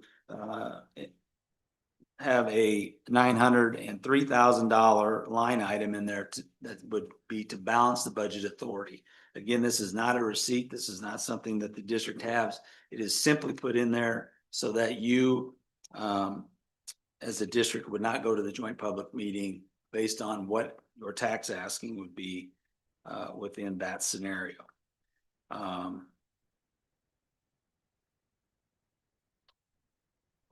On the third page on that scenario, on 3.5%, the scenario does not include a building fund request. It still includes a bond fund request for the capital qualified purpose undertaking account. And then, and as I mentioned before, we have one more year to pay off that bond, and that would be for the 26-27 year. And then you go down, so your total tax request by North Platte Public Schools within that scenario would be $32,594 and $594,504. That amount in itself is right at where we would be for the joint public meeting, where we would not attend that because we were within that 3.5% allowable growth percentage. Okay. With that, I think that it's interesting to note that that scenario in itself, if we want to get away from interfund loans and we want to get away from line of credits on a promissory note each and every year, within this scenario, within 1 to 2 years, we're really going to have to cut out between $3 and $4 million budgetarily. Just so if we're going to move forward and not have to borrow and not freeze those funds within the accounts that we currently have, and then also pay interest on a promissory note moving forward. And that's what that scenario creates in itself. It's just not enough growth there to do anything else. Okay. If you look at scenario A, again, the changes, what I had discussed, the cash reserve, everything is relative on scenario A, B, C, D, and E, and even F. I think that the biggest thing to note on scenario A on the third page is a 1 cent ask in regards to the building fund of about $350,000. So 1 cent on our levy represents $350,000. And so that ask within the building fund would obviously promote opportunities to take care of our campuses across the district, our buildings, as far as a potential HVAC or roofing or greenhouse, or, any of those new opportunities, and start to build that. Because I believe currently we have about $330,000 in there is all that we have. So we don't have a lot of funds if there was ever a major need. And so that's what that on scenario A represents. And then you can see all the way across on scenario A, B, C, D, E, and F represents the same 1 cent ask in the building fund in all of the scenarios. And then as you go down the qualified capital reverse undertaking, there would still be the levy of an ask of 100,000 in there to clean up that for the bond. But as you go through these scenarios, scenario A puts us over the total request by North Platte Public Schools would be $34,112,686. That is going to put us over the allowable growth percentage. So we would need to go to the joint public meeting even with scenario A. And then scenario B, again, we would go to the joint public meeting. And within these scenarios, scenario B is actually the 8% threshold right now. So when I talked about the 8% threshold before on the reduction of state aid and honoring the negotiations contracts and some of the reduction in federal receipts, the scenario B is actually that zero-based budget right now. And when we talk about zero-based budget, I use the term treading water. So we're just kind of staying right where we're at. It would be right where we are this year. We won't be able to move or transfer into depreciation. We're hoping to build a little bit if we can, but we would still need to look at some reductions in that 2 to 2.5 million over the next couple of years to sustain and get away from freezing our funds for the interlocal interfund. Thank you. The interfund transfers and the line of credit. So that is with scenario B. Scenario B gets us to that zero-based budget approach. Then scenario C, again, we're moving into the right direction in regards to cash reserves, and we're looking at trying to increase that by $1 million. But even with that, over 1 to 2 years, we would still need to reduce by $1 million to 500,000 just to incrementally get moving in the right direction, so we don't have to freeze those funds for the district moving forward. And when you get to scenario D and E, again, those scenarios in themselves, we don't have to look at any reduction of any types of programs. We're moving in the right direction. We're adding 1.5 million in scenario D to the budget. We're adding 2 million in scenario E.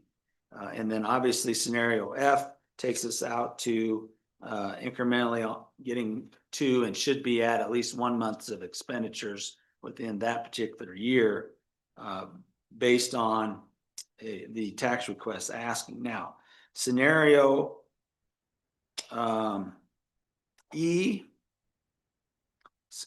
scenario D, E, and F are going to be a part of that 5% in regards to the resolution that's on the agenda, the 5% authority, or to give you an additional 5% authority. Those scenarios fall within that. You're going to need to use a certain percentage or a smaller percentage when it comes to that. For scenario D, E and F. So scenario D is within that, you're at basically you're at $35,627,837.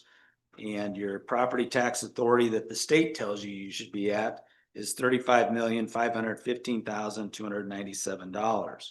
So the state is telling you your authority is at that 35.5 million mark and where they believe you should be operating at. And so scenario D is right at that line, okay?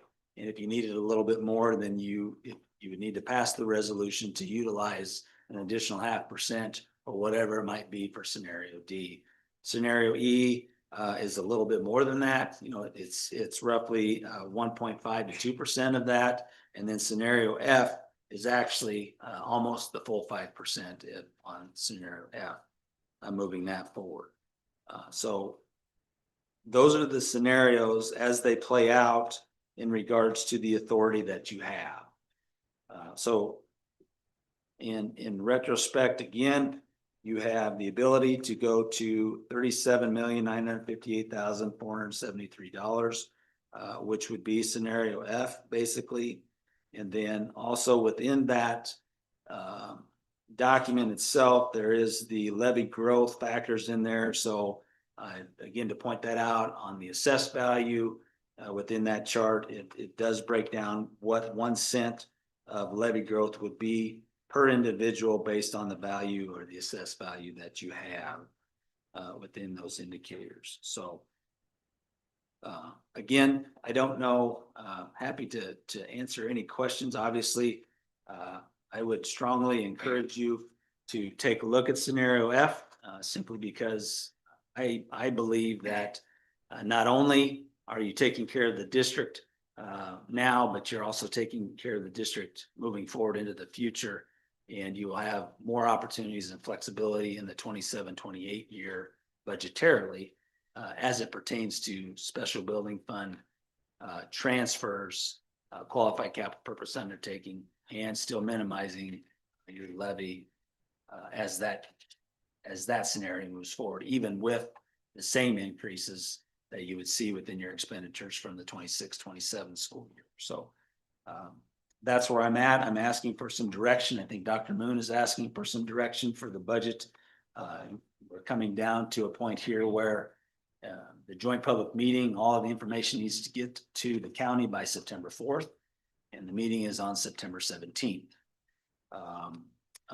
With that, I know that the committee of the whole meeting, the next one is September 24th. We need to have the budget into the auditor's office by September 30th. We have to get notices out in regards to where the district is, and we have to get those, the budget and tax request hearing, all of those notices need to get into the paper and published. And so looking for some direction here in regards to discussion tonight. Do you have a spreadsheet or something on like what it looks like cutting 1 to 1.5 million from the budget? Like what programs would we be looking at? I mean, Well, to make those types of cuts, we're talking about teachers, we're talking about administrators, we're talking about all programs, whether that's through attrition, you know, where we look at class sizes.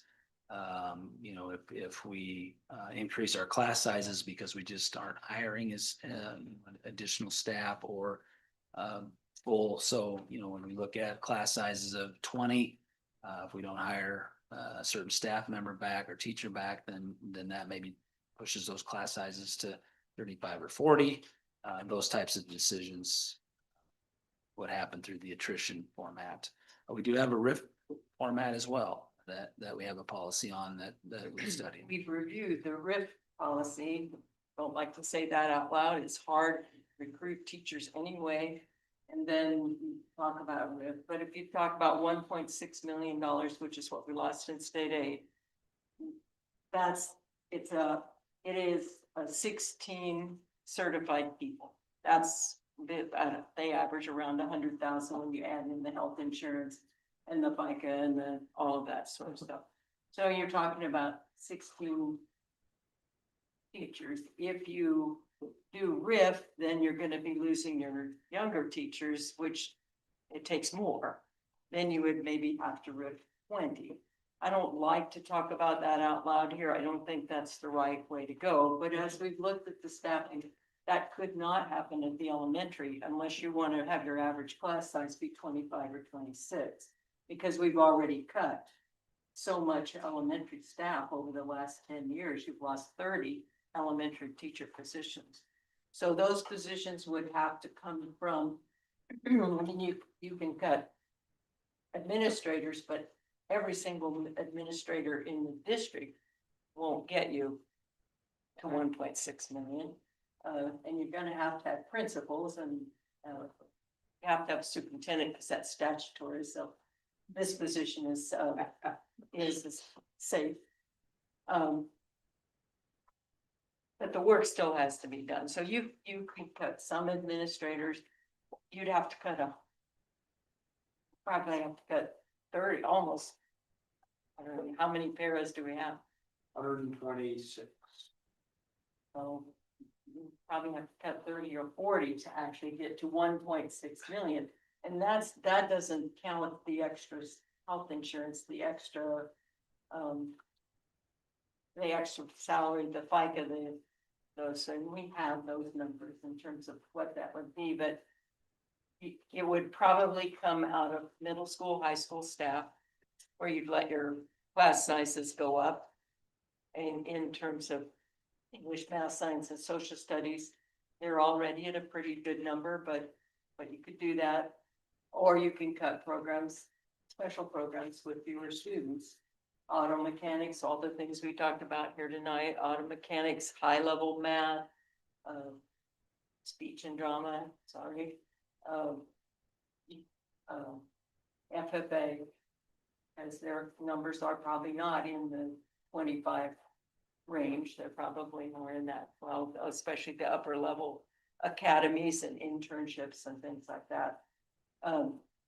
So the reality of it is that to cut 1.6 million is a lot of cuts. You can't shut off the lights enough to do it. And I've been in districts where we've had to do it, but the thing about it is for North Platte, we don't have to do it.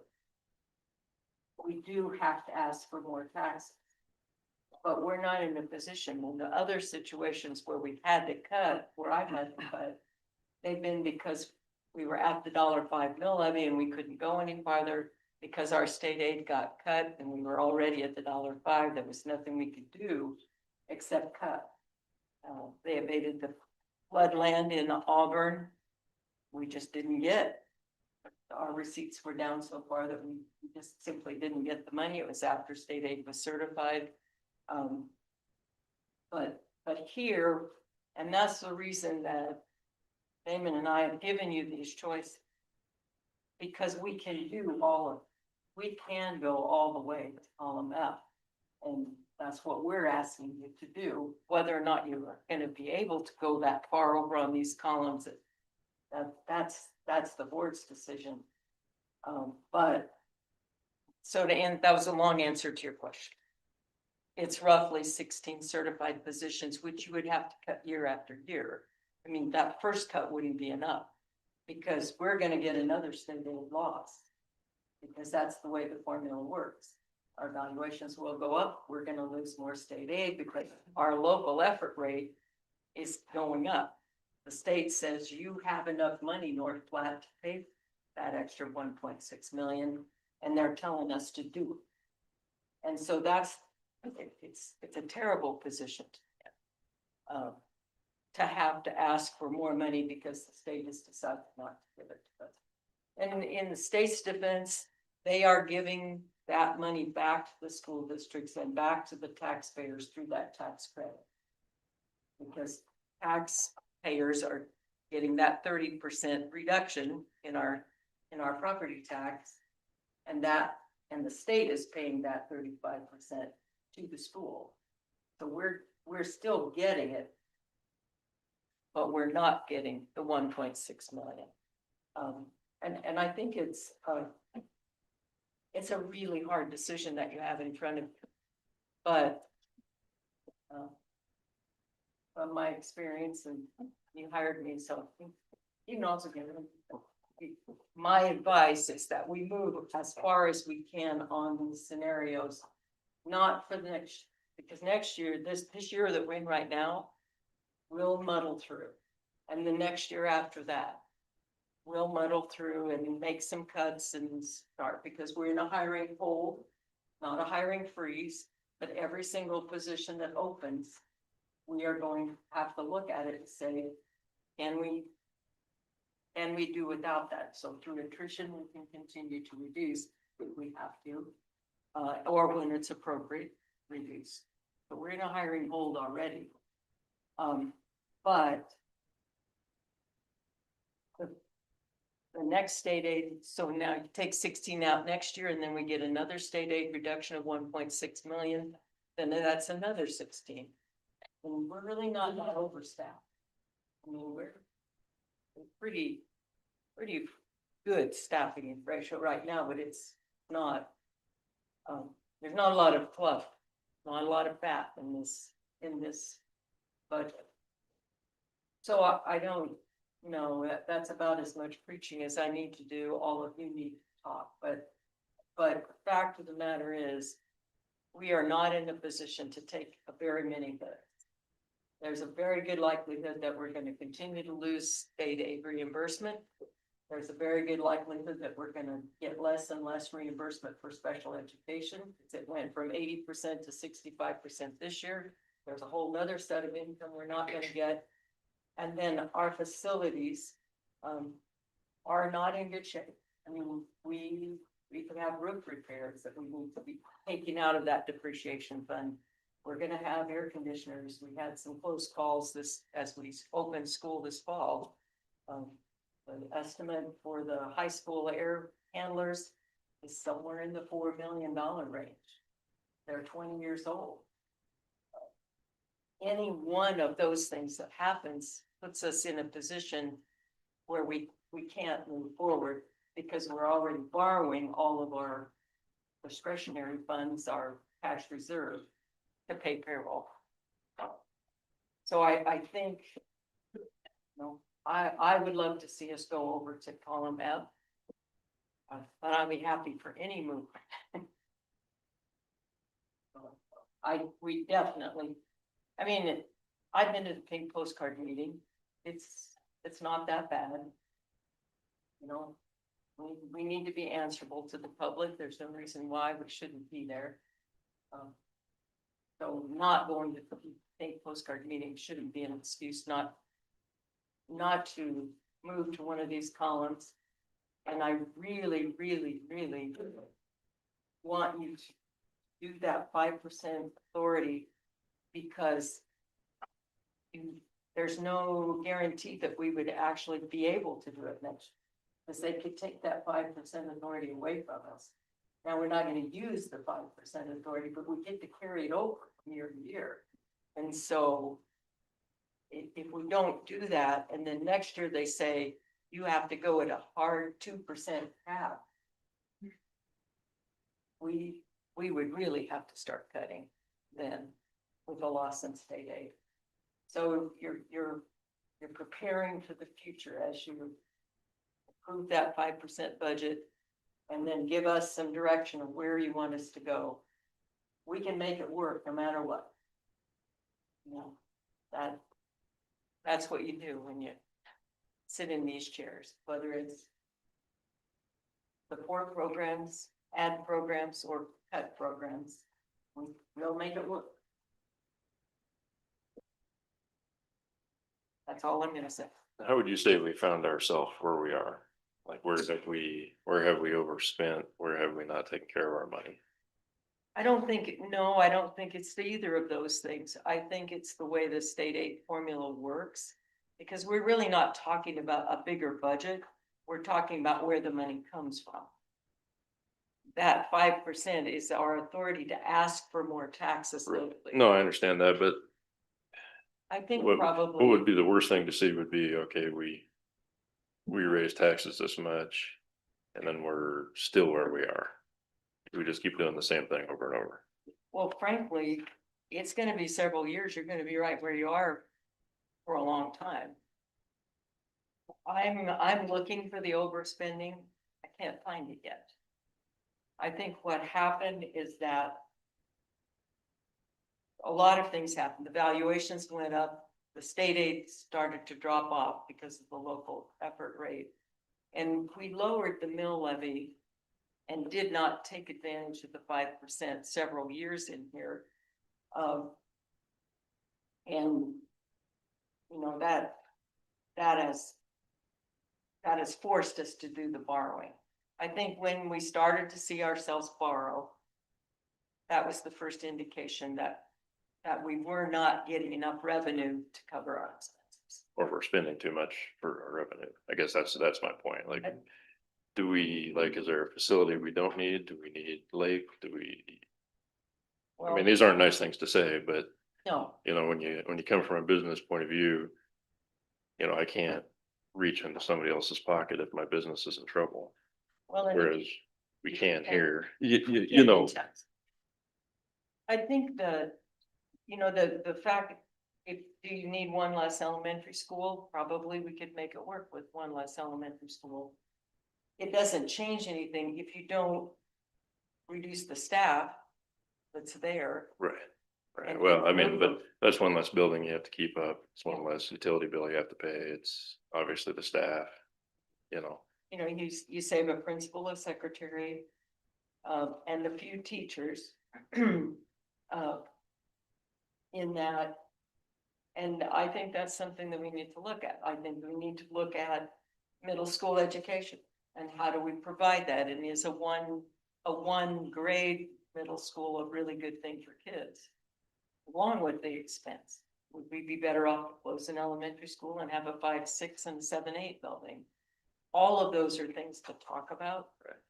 I know that's not where we're at, but I hate to see us go to the taxpayer and say, we need more of your money. And we're just gonna do it all over again and come back to you again, and they don't want to hear that.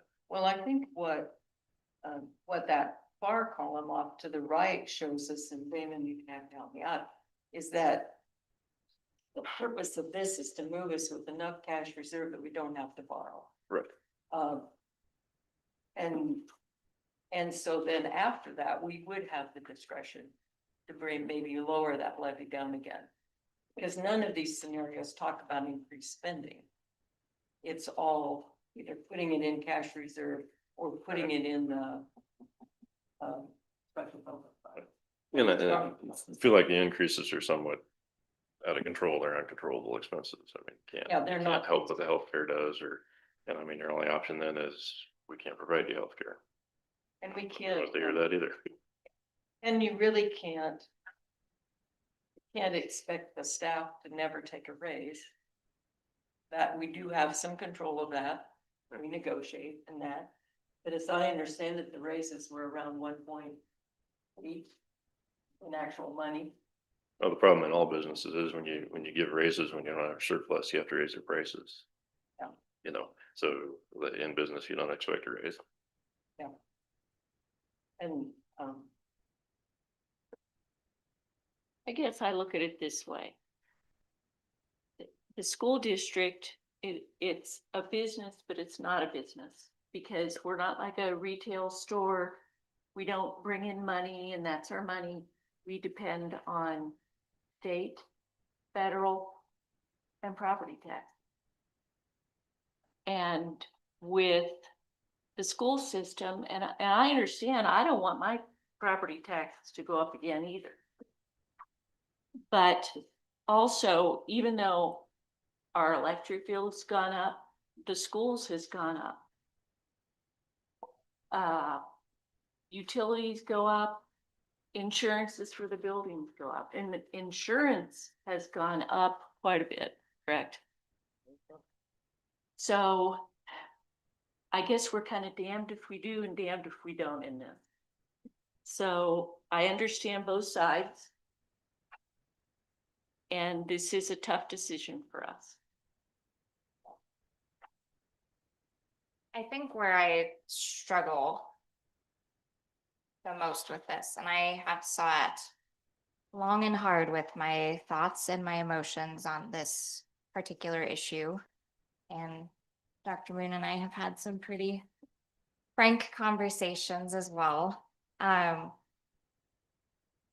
I struggle because I 100% agree that when we started borrowing money to make payroll, it should have been a red flag. And what I don't appreciate is the narrative that it wasn't, because it was. And in fact, the first time that that was brought to vote that I was on the board, which probably was my first year on the board, I voted no to it because it was a red flag. I did not vote yes to approve the line of credit. And I remember pretty much begging from the board seat to rein in spending because this is not an appropriate way for us to operate as a school district. And what is very frustrating is we didn't get here from a lack of resources, because even when we were maximizing our resources, we were not planning for the future and building reserves. We got here by spending more money than we should have been spending. And that's just the truth of it. And we can say and defend all day that we need these programs and this is what other places are doing and we need to compete in this way. But you can't spend what you don't have to spend. It's just simply not sustainable. And it's hard because as much as I want to fix this problem immediately, like I like fixing problems and this is a problem that needs fixed. I also don't feel like it is the taxpayer's burden and their responsibility to fix this problem overnight when it probably took decades of poor decisions that got us here. And I struggle with that. And I struggle with a lot of practices that I think we've had very serious conversations about that I have not necessarily seen fixed. I have seen some things be fixed, and I hope that I make that clear when I see those things. Like those are important, and I appreciate that effort that has been done. I appreciate the upfront, more honest conversations we're having right now. But we still spent over $2 million on credit cards last year after we've had serious conversations about why is our default method of spending money to use credit cards. I don't know that that's our best way to really monitor our spending. We spent $162,000 on Amazon last year. We spent $85,000 or more. That's what I found quickly in my searches on hotel rooms. I mean, we are definitely spending a lot of money on things that are not directly teachers and students. And to hear there be assertions that we've cut things like elementary art, that was a conversation that was cut before these budget conversations. And actually, if I remember correctly, that was shortly after I came on. I'm a former art teacher and I raised a pretty big stink about that. That is not something that the board initiated. In fact, that was really a staffing. It was just difficult to fill that position. And I would love to see that come back. But when we're willing to sacrifice $100,000 here to get rid of a position, but we turn around and transfer $400,000 at the end of the year to subsidize athletics, I struggle with what that says about our priorities. I don't know that I feel like I can look a taxpayer in the eye and say that we have done our best work to rein in the spending. And I have to be able to say that before I can increase taxes. Like, we're going to start taxing people out of their homes. I mean, people have tax bills due next week, and I don't know what yours look like, but mine is big. And I make good money and don't live on a fixed income. And for those who do, I really don't know what the future of this community looks like if we cannot figure out how to keep it an affordable place to live. Yes, we need to be a destination school district, but we also have to be a destination community. Like, we cannot force people to live in poverty because they can't afford to live in their homes. So I really don't know where I stand on this. I don't stand at F. I know that. I'm somewhere lower than that. I would like to see us keep doing work. I would like to see the longevity of really understanding that this is important. And I'm not just trying to be the big bad board member that's up here asking you to spend money. Like I'm really, this is important. This is important to the future of our community and it's important to the future of our district. Yeah, absolutely. I want you to know that we have, an Amazon account Mhm. that all of the school secretaries use to purchase school supplies. So Yep. it's not just random shopping, it is within the building budgets. And we do pay attention to those and the principals have to approve those. For the hotel items, one of the things that we did here when we were looking for, a band teacher while I was still working at the high school, was that people were not come and apply for our jobs because they knew that we're not providing opportunities for professional development. The hotel that you mentioned, that's what that is for, is to provide hotel and accommodations so that our teachers and administrators can attend professional development because they do want to be the best that they can be. And they recognize that attending some of those conferences is an important of that. So those are a couple of items that you mentioned, and I just wanted to let you know that's not frivolous spending. That is an investment in our schools and our teachers. Right. Do you see how though, when it was told to us that those things were all being cut, do you see how that created a disconnect of trust between the board and staff? Yes, and I don't. And I'm not saying that in an accusatory way to you, and I'm honestly not saying that I think that's frivolous spending. I'm just saying it's a large number and there are those things that should definitely be looked at. Yes, so Yes. I have, I have a bigger budget, right, that I have to look over, and I have, library.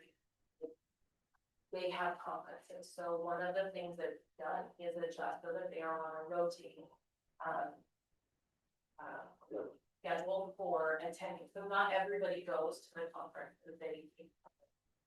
And so it is limited, those are some things that we have adjusted, so while it's not completely eliminated, it has been reviewed and it has been adjusted.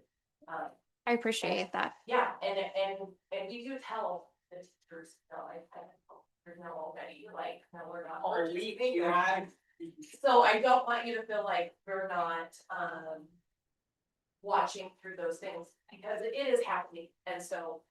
And it does sound like when I purchase something on Amazon, it's definitely shopping, but not at school. At school, it is for those specific items that we're needing to help our school run it. Thank you. About that, but, so every penny that goes to the spend department comes through. Every single penny. And when I'm here at night at 7 o'clock, I'm going through every single penny. And if you're on school all, so I know that you've seen the messages from SLPs, resource teachers, hey, do you guys who has the blue light covers? I need 12 of them. Basically, they want to say, because Erica said no, because someone has them. And so now in the SPED department, and you can ask Kenzie this, because I'm pretty sure she is tired of me saying it, they have to ask their school. So we have been watching our budget, and every single penny that's spent on Amazon, I go through it. Every single penny that's spent at Walmart, every single thing, and I don't know what it is. Like sometimes under a Walmart receipt, like I get every receipt, so I go through every line item. And I'm like, I don't even know what that is. I will just call and ask, what is this? It's not that I don't trust them, I just need to know. So we have been doing that.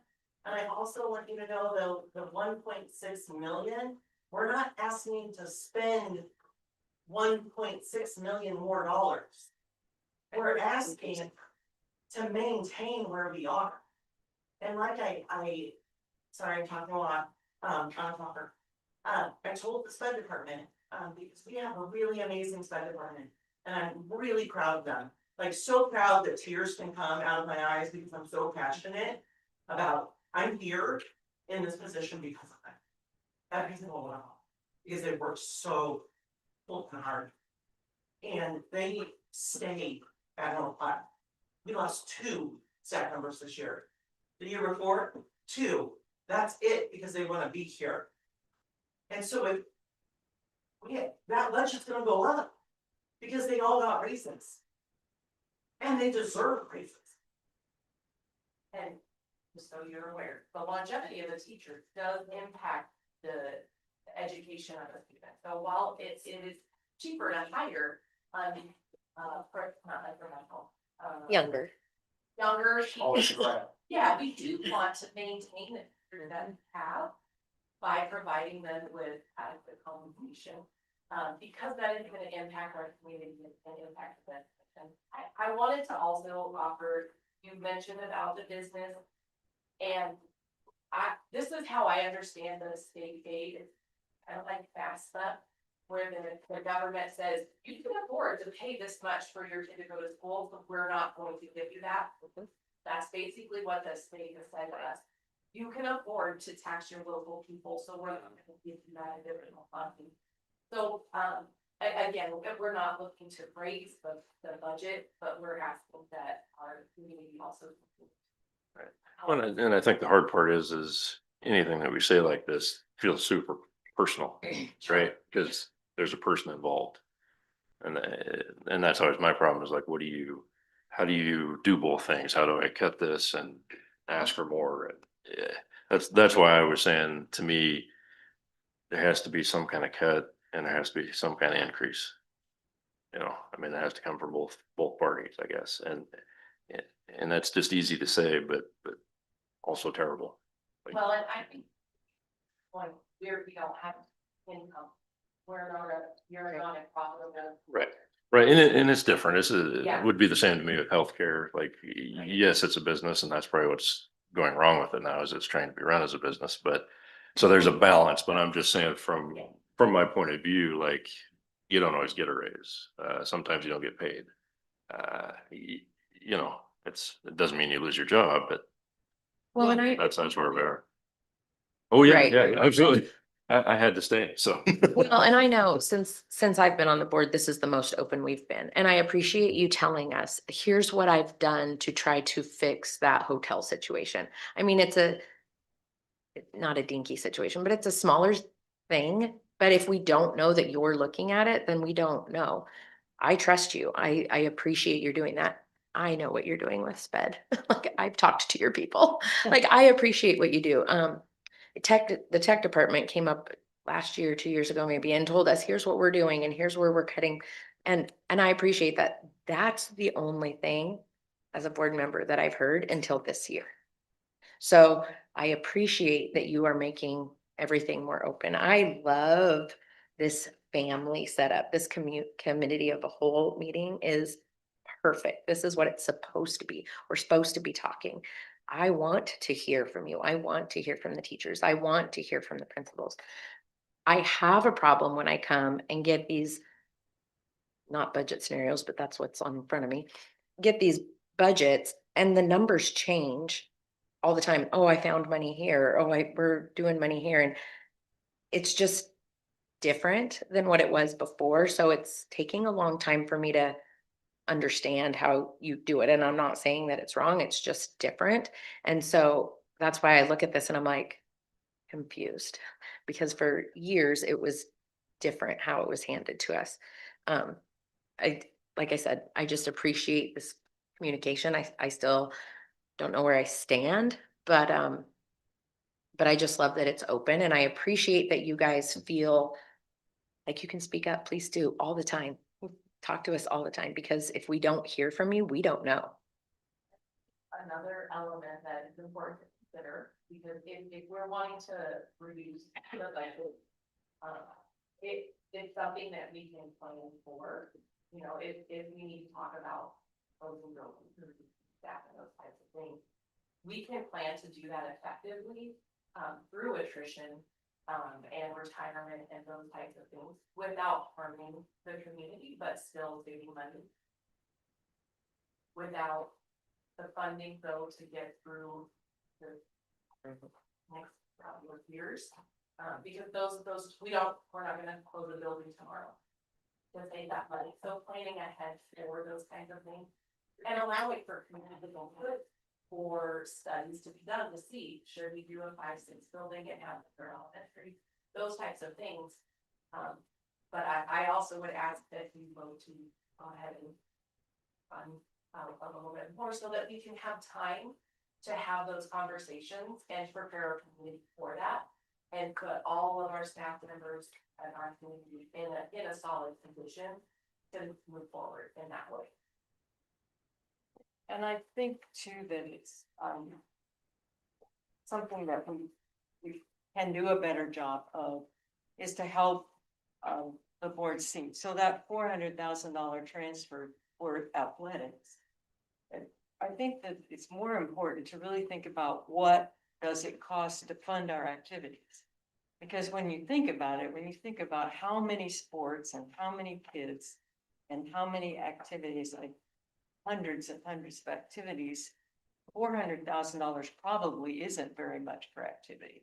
We would not necessarily, I would think that, and we need to get those numbers, and then Tori and I have talked about it, Kyle and I have talked about it several times, to get you a good picture about what does it cost, not extra uniforms, irregardless of the food, but how much does it cost to have soccer, football, cross country, and to provide those opportunities. My guess is that $400,000, that doesn't include coaches, is probably a pretty sound number for what it costs every year. I mean, we've got kids in band and we've got kids in drama, and we don't want to take those opportunities away from kids. That is part of public education. And that's part of the problem. None of it is what we want to do. Like, But you could go through and say, okay, we can't afford, I can't say it out loud. You can, and let's just pick on football, because no, but not in Nebraska, you never get rid of football. But football is the most expensive one. Or we're not gonna let our FFA kids go and compete. We're just gonna say, no, it's too much time out of class. No music clinics, because you have to travel a long ways for music clinic. We can do that, but I think, as Amy pointed out, if we're gonna do those sorts of cuts, we need some time to do it. And input. And, Yeah, the community needs to be Yes. involved in any big decisions like that. And I think we've had that conversation too about if that is something that comes up down the future, what the appropriate ways are. And I think that we're all on the same page with that. So I don't want you to feel like panicked in that regard, because that's not the intent, at least from this seat when we were setting agendas, all of those things. I think where we have really been lacking, and I think that this is probably a mistake on both parties, on both sides of this conversation, is that there was not that direct line of communication. There was not that honesty and trust built to where both sides had the full picture of all the information. And so, we're having conversations, and even, the athletics activities conversation, I am not sure that anyone actually knows the total dollar amount that we spend on activities, because it's in so many different areas. And I'm just using that as an example because it's an easy one. The number isn't 400,000. The number is 400,000 plus the other 2 million that was spent, plus payroll, plus facilities, maintenance, transportation. It's certainly millions. And I'm not even saying that that's a bad thing.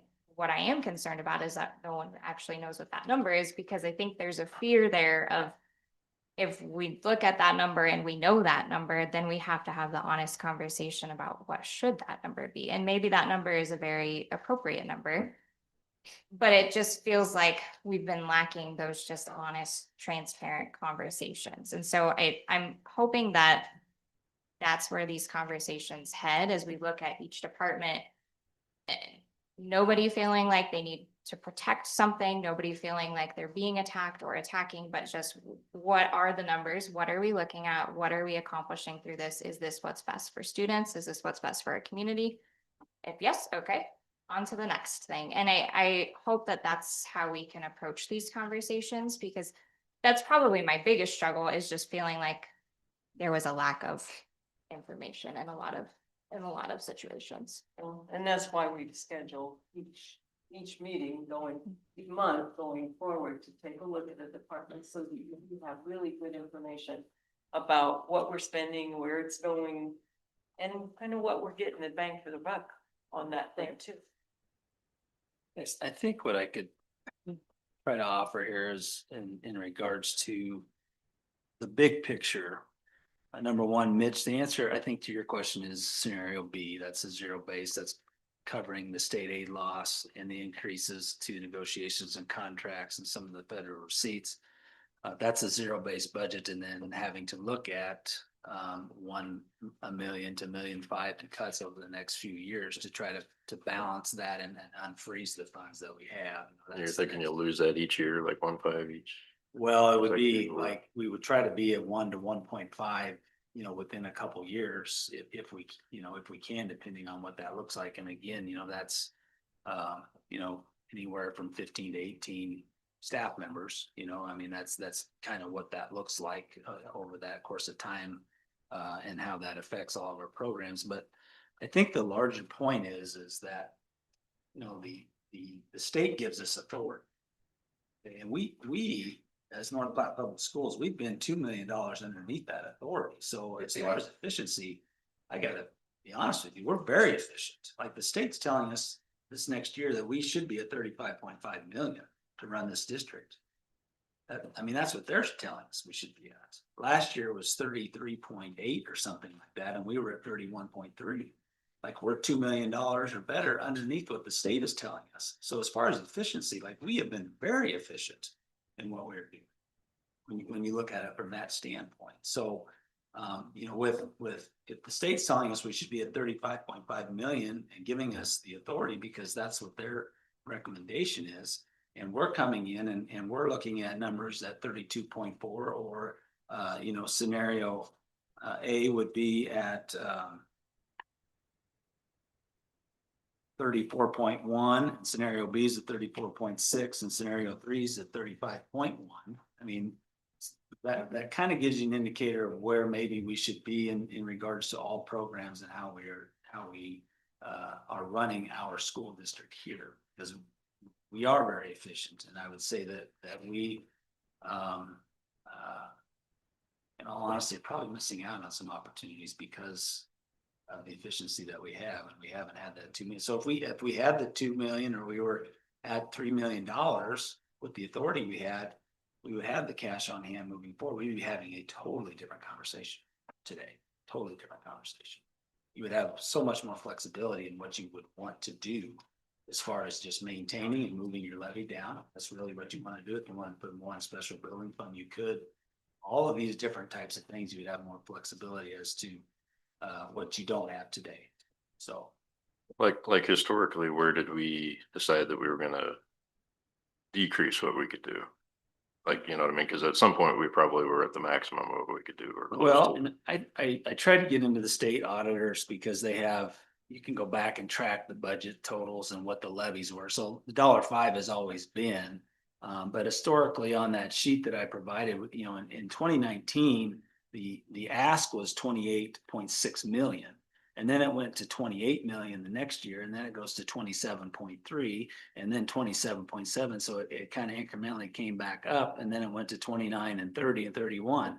Well, if you could have, and I need to go back and study, but if you could have been closer to 28.6 and then went to maybe 29 and then 29.1 and been a little bit more consistent, you're not missing out on those dollars moving forward. And now you have the cash on hand. Right. I just didn't know if so we come from a year where we're at the max of our levy. Did we have excess money? You know what I mean? Like, that's my fear. So we do this to give ourselves excess money, but did we ever accomplish that? And I don't know In the the answer. past, you mean? Yeah, That is because at some point there's been a turn, Yeah. and I didn't know if it's solely because the tax ask was less, or I mean, Less federal funds and less state funds. So it's a combination of all of those things. and that started like recently, or What did the decline? Well, like you had the levy, but the state Years ago. federally, it went down as of like now or? Well, so for example, your general fund levy in 2019 was $1.02, so you had Right. 3% there that you Right. could have, and then. But so I'm saying, were we looking good then? Like when we had the Well, $1.03? so the reserves moving forward, according to the FR, was 700,000.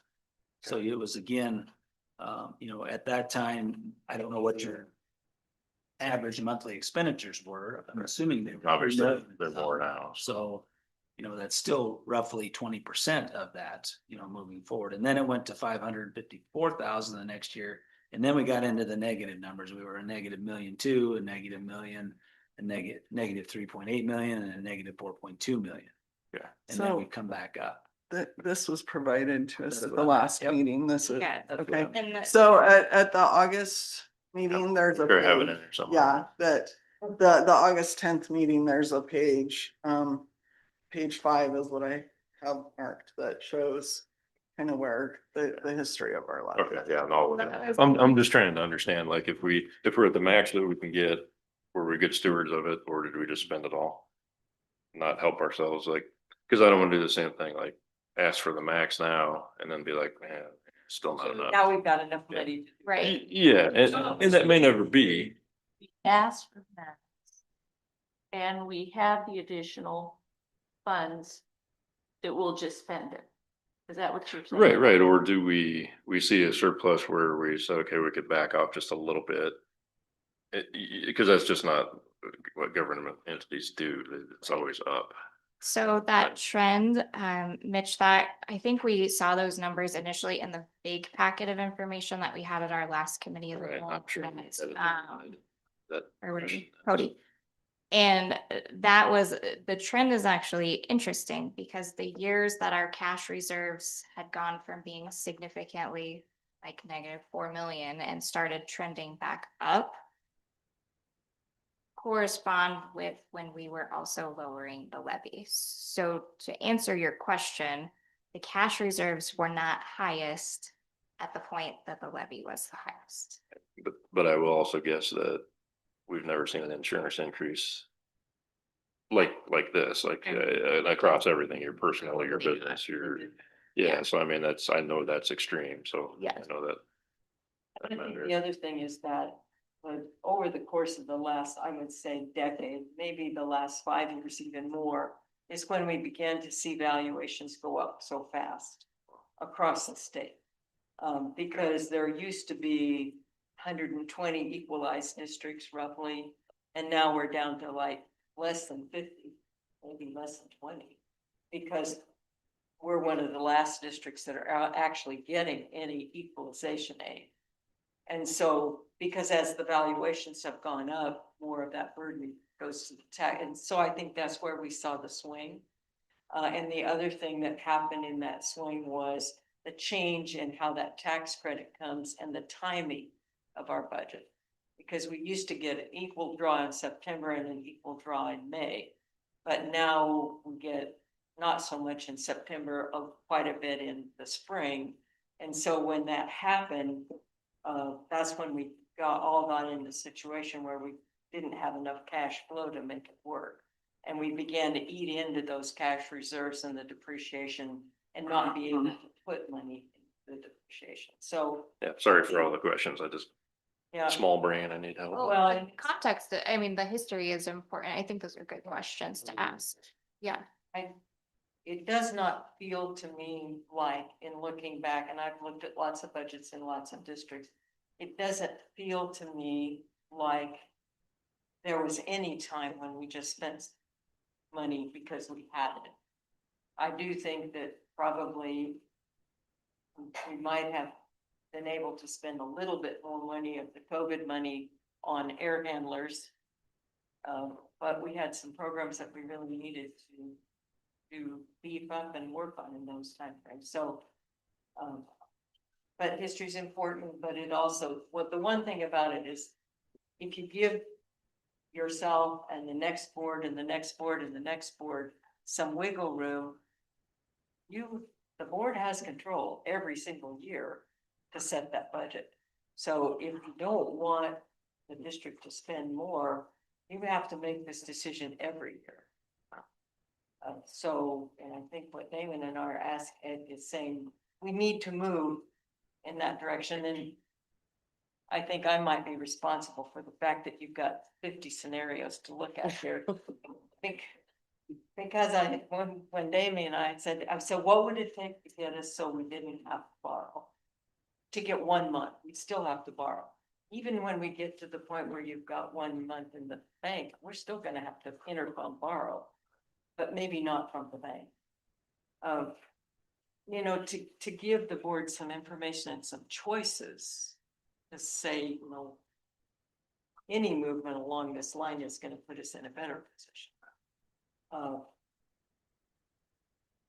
Our recommendation is you go as far over there as you can, because that's gonna set the district up for the future against all the variables that we can't control. Health insurance, tax levy, levy limits, loss of state aid, all those sorts of things, roof collapse.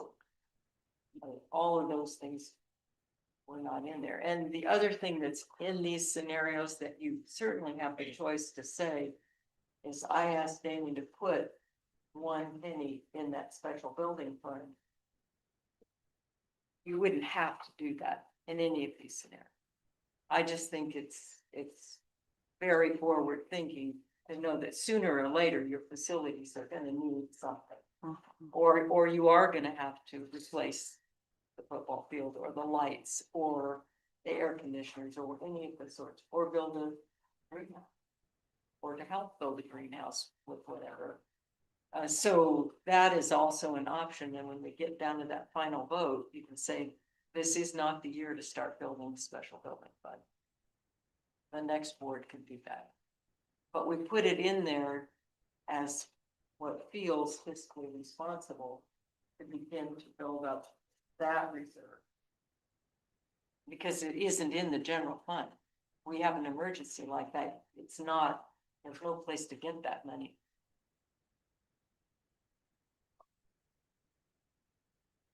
The other aspect is you're gonna start losing depreciation funds when you take a look at a $600,000 track renovation when you're in the next couple of years, because the rubber surface is going and you have a field turf out there that's $600,000 to $700,000 that's going and it's gonna need replaced. And so, you know, when you take a look at just those 2 projects alone, out of the 2.8 million that have in depreciation, you're gonna take 1.2 out of that, and also now you have to borrow more from the bank and pay more interest on that because you don't have the funds to interfund borrow from. So those are just all things to take into consideration. I think the special building fund, I think putting money in there is a wise choice. So even though I'm not sure where I land on scenarios, I do think that that is wise, and I appreciate that it's earmarked for a specific purpose. So we know that that's what it is going there for. I think just where I'm at, that gives me a little bit of faith and trust in where that money is going to be when the time comes that we need it. So when you put it in there, you can't spend it for anything else. Yes, so I appreciate that, and I actually really, one thing I appreciate about this is that those things are all line itemed out, because in past years, sometimes there was a lot of confusion about budget conversations and what the different levy amounts were. And we really mostly just looked at the general fund levy and then kind of pretended like special building fund and QC Puff didn't exist so much. When really they're also levying funds. So I like that we're able to look at those things very separately, talk about the different purposes. And I personally think that special building fund is wise. And I agree with you. It's good to have the conversation. Get the questions answered. The one thing that we do have to get to somewhere tonight is you have to get some direction, because in order for us to put the numbers together for the special, or to go to the Pink Postcard meeting, we have to have a direction, because we have to pick something to present so that they can put the Pink Postcards out. Then you don't have to make a decision about the budget, but Damon and I need to know what we're gonna submit. Then when it comes time for you to vote on the budget, you don't have to vote on what we taken to the pink postcard meeting. But we do, then you could make that final decision about exactly what that budget's gonna look like. And it might be better to go to the pink postcard meeting with a larger request, knowing that you produce that request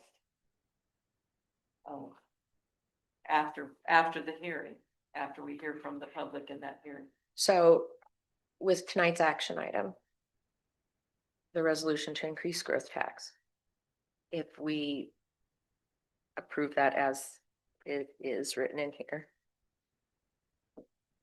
we're not saying what scenario we're picking. Now, that resolution just gives us the ability to do that if we desire, correct? It gives us the authority to ask for more money in dollars. Yes. From We the would tax. need to approve that for options D, E, and F to even be on it. Correct. So what they're asking for right now, Angela, I think is just an idea of which of these scenarios should be presented to the postcard, because I think. I think you said earlier that it happens anything over A. A even has to go to the pink postcard. Yeah. Yeah. Anything that's not in the blue column You're has to talking go to about pink the postcard. 5%. Yes, the 5% is D, E, and F. Is that right? Anything above C? D is really, really close, so I'm gonna say yes. Okay, so But what I'm asking is, we're just approving or not approving this? We're not saying, we're not. because we Yeah. could actually, I know, but I need to make sense with this. We're not saying scenario A. We're not saying scenario F. We're just saying that when we vote on this at the next meeting, it can be anywhere from A to F, even if we go. But they do need to pick something A to F to put on the pink postcard. But But we're not voting for that, like, This isn't an action item. yeah, it's a providing guidance if this is where we're thinking, so that the whatever's presented at that joint public hearing is appropriate. Okay. So we really have two things on the table. We do need to vote tonight to talk about the 5%, which would give us the authority to move anywhere on this sheet. But you're not saying this is the budget. We're not saying which one of these it is. If you don't approve the additional 5%, we can only go to C. Because without that 5%, we can't even do E. But we could approve this, Right. and then when we actually approve a budget, we could say we want B. Right, you could. Correct. That's what we're saying. The 5% authority just leaves everything on the table for you to vote on in September. If on scenario D, if your special building fund is 0, you're going to be under the 5%. You could go to D if we took off If you take off the special building, without the 5% budget yes. or tax.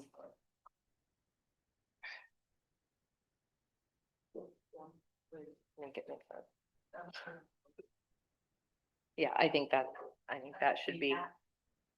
So the two things we're gonna ask you, that we have to put Absolutely. I haven't said much here, because I was taking it all in. We kind of at our regular meeting, we made it kind of where each person was thinking that we should be headed. The building fund, I think, is a necessity. Because you never know when something might happen. Also, the fact being that having been around this district for a while, I can tell you, I can remember 3 rifts that happened when I was teaching. Those aren't good. They aren't fun. Teachers are wary. Teachers leave because they're afraid they may be riffed. and they weren't going to be ripped. And talk about mistrust, that really leads to a lot of mistrust if you have to have a RIF. It's not fun at all. And the other thing I look at is I don't want to see my grandkids in classes of 45 kids.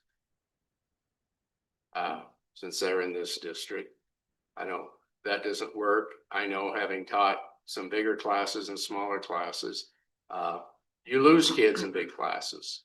No matter what type of class it is, you lose somebody or more than one. But I think what we have to do is really decide what is best for our students and what is best for our staff, so that they feel easy, they want to come back. We start cutting certain things, we will start losing people. Programs and things, you will have more kids leave to go in option to other places, because that school is not eliminating that program. And, as far as activities, having done that my whole career, we have kids that just come to school because of certain activities. They wouldn't be coming if it was just English, math, etc.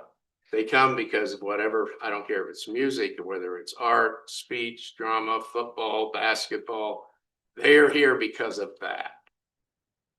And I'm afraid when we start looking at that cutting, it will go across the board probably, and we will lose kids and teachers and everything else. So, me, I'm towards the far end, to the right of it because of that. I worry about the effect that it will have on our students and our staff. And you also have to consider, I think, growth. I mean, we still have potential for growth. And so I share similar concerns with Mr. Altig as far as scenarios A, B, and C. If we start cutting staff, reduce, consolidating schools, and then we have the growth that we're always anticipating with some of the Where do we development that's think- happening in North Platte. Yeah, where do we think So- your growth is gonna come from? I'm just curious what you're referencing. Well, I'm not exactly sure, but I know that there's some things happening with the Port Authority and some different things. And so there seems to still be a lot of housing being built, and so I think there's still some hope for growth within the city.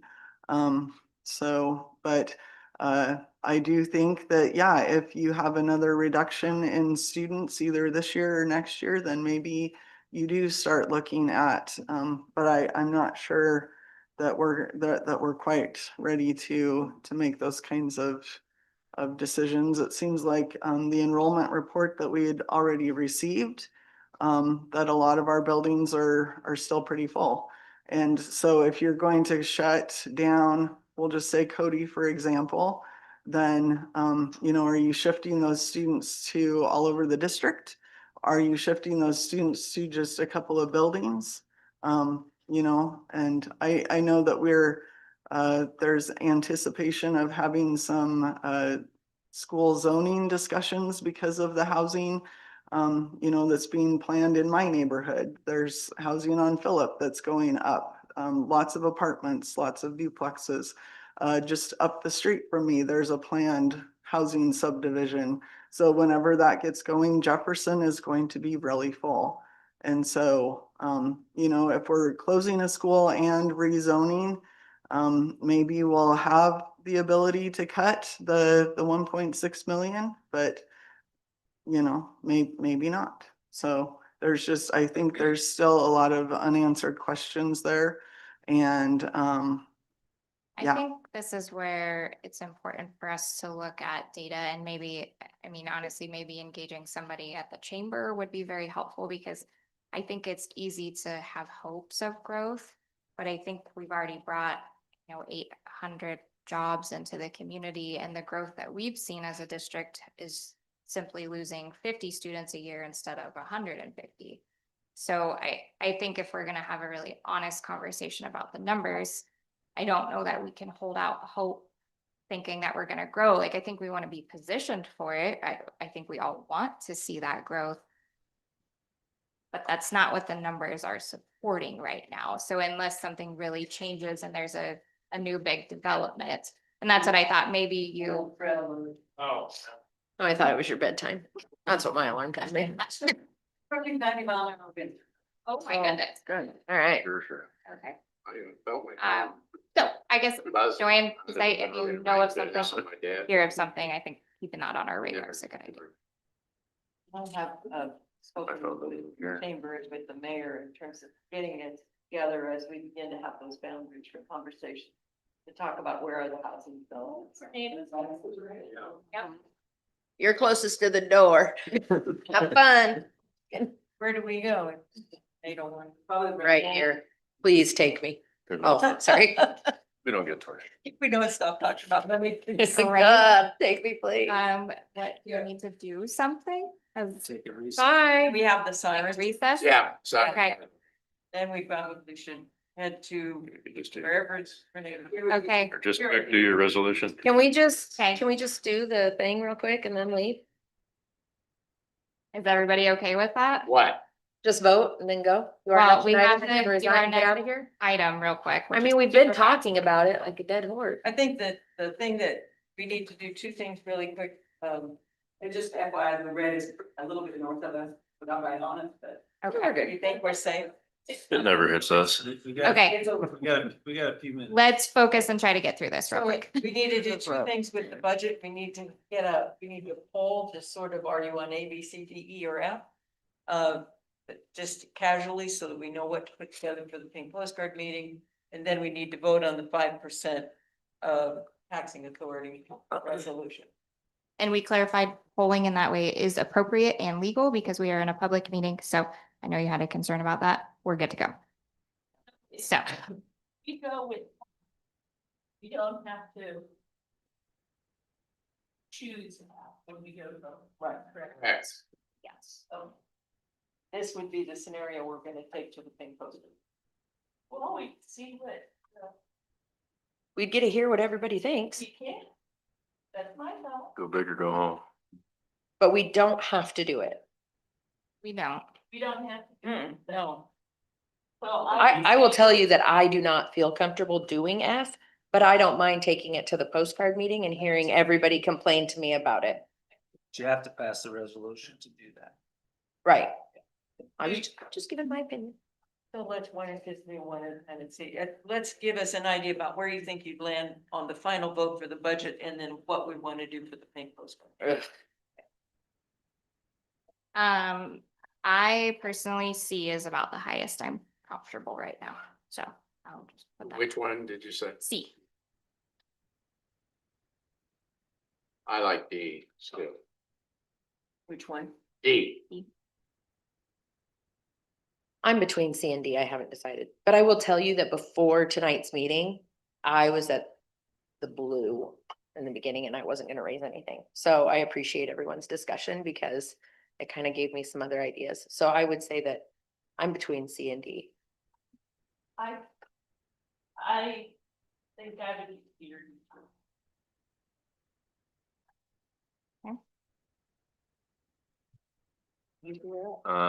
Probably on D, but I could be persuaded of. Yo, I do like D, but I do go to F. C. You'd go to D or E? No, D, I like D, but I very easily could go to F. I'd say D or higher. So for the pink postcard meeting would I think if we wholly independent, if we took E to the pink postcard meeting, knowing that that's not where you have to go. What, I what, think we're, why wouldn't we take F? just in case we decide, because Skip said he could be persuaded and so did, so maybe. So let's just kind of say, No, I We'll think, be I think, fine. okay. if we, for the. I always count our polling, blessings. We'll take out. To the. Fine, yeah, fine. To the pink postcard meeting, that gives us all the flexibility. That means that the next thing you have to do is approve the 5%. That's an option. Majority request. So I make a motion to Oh, approve. we're not on that. Dang it. No. Let's Pause. go. Nice try though. You gotta be on the right agenda item. I thought we were there. Hi.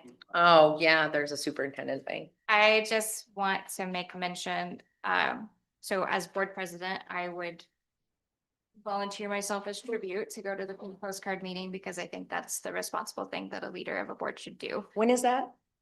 September 17th. But I also want to be super transparent that I am in no way in favor of that scenario. So if there's somebody that feels more comfortable being up there to present on behalf of the district. The presenter would be. You guys. I think you can have Right. more than one representative. Yeah. Well, Yeah. I'm gonna go. Just. I'm In the gonna past, complain. president has not, it has been Okay. superintendent associate. You were there because you have to have at least one person there. Right. Doesn't mean the rest of us can't show up, but there has to be one official Yeah. person there. I just want to be clear, I'm willing to go and do that, but I don't want that to communicate that I'm in favor. No, of it's, presenting. So I just. it's your job. wanna be As transparent. president, you probably should be the one that's up there. Agree. But 3 of my board members went with me. Yeah. In So, Southern. This is me extending the invitation. Feel free to come hang out with me. on Oh, I'll be Sunday. there. Perfect. Okay. You're singing. We're good on that agenda item, correct? Okay. We will, just a quick update, superintendent selection. So this is on here merely as a discussion item so that we can look at schedules. So Sherry from NASB reached out to me. A couple of things. First and foremost, there is a lot of competition in our district size for hiring of superintendents next year. So we do want to make sure that we position ourselves well in advertising that job in a timely manner. We can decide later on what the timeline of events looks like as far as interviewing, making hiring decisions, all of that. But as far as getting something out there and knowing how we want to advertise that, time is of the essence, truly. So she sent over some dates. I sent those to you in an email. All of them have 8. They are supposed to be 9. I clarified that with Sherry. I was like, I didn't even notice. do you mean Yeah, September? some of them had already happened. Yes, most of them. Yes. Whatever. So I did just want to open that up for discussion. The first one, if we're trying to be super timely, is on the 2nd, which is the same day as that area membership. It wasn't going off again. Okay. You are dismissed. Actually, Okay. would it, How- Everyone email me. would it work better if we all sent you Yes, our for answers availability. for each date? That would be perfect. No, I Okay, already then did. we can be done with that and I will work with Sherry and keep you posted on when we schedule. Okay, action item. We have an action item here to approve that base growth percentage resolution up to the 5%. So I suppose I would open this up first to entertain a motion We to have to do read it so. first. I think we read it after the motions on the. I'll make a motion to approve the base growth percentage Second. resolution. Okay. Cindy, will you read the resolution for us?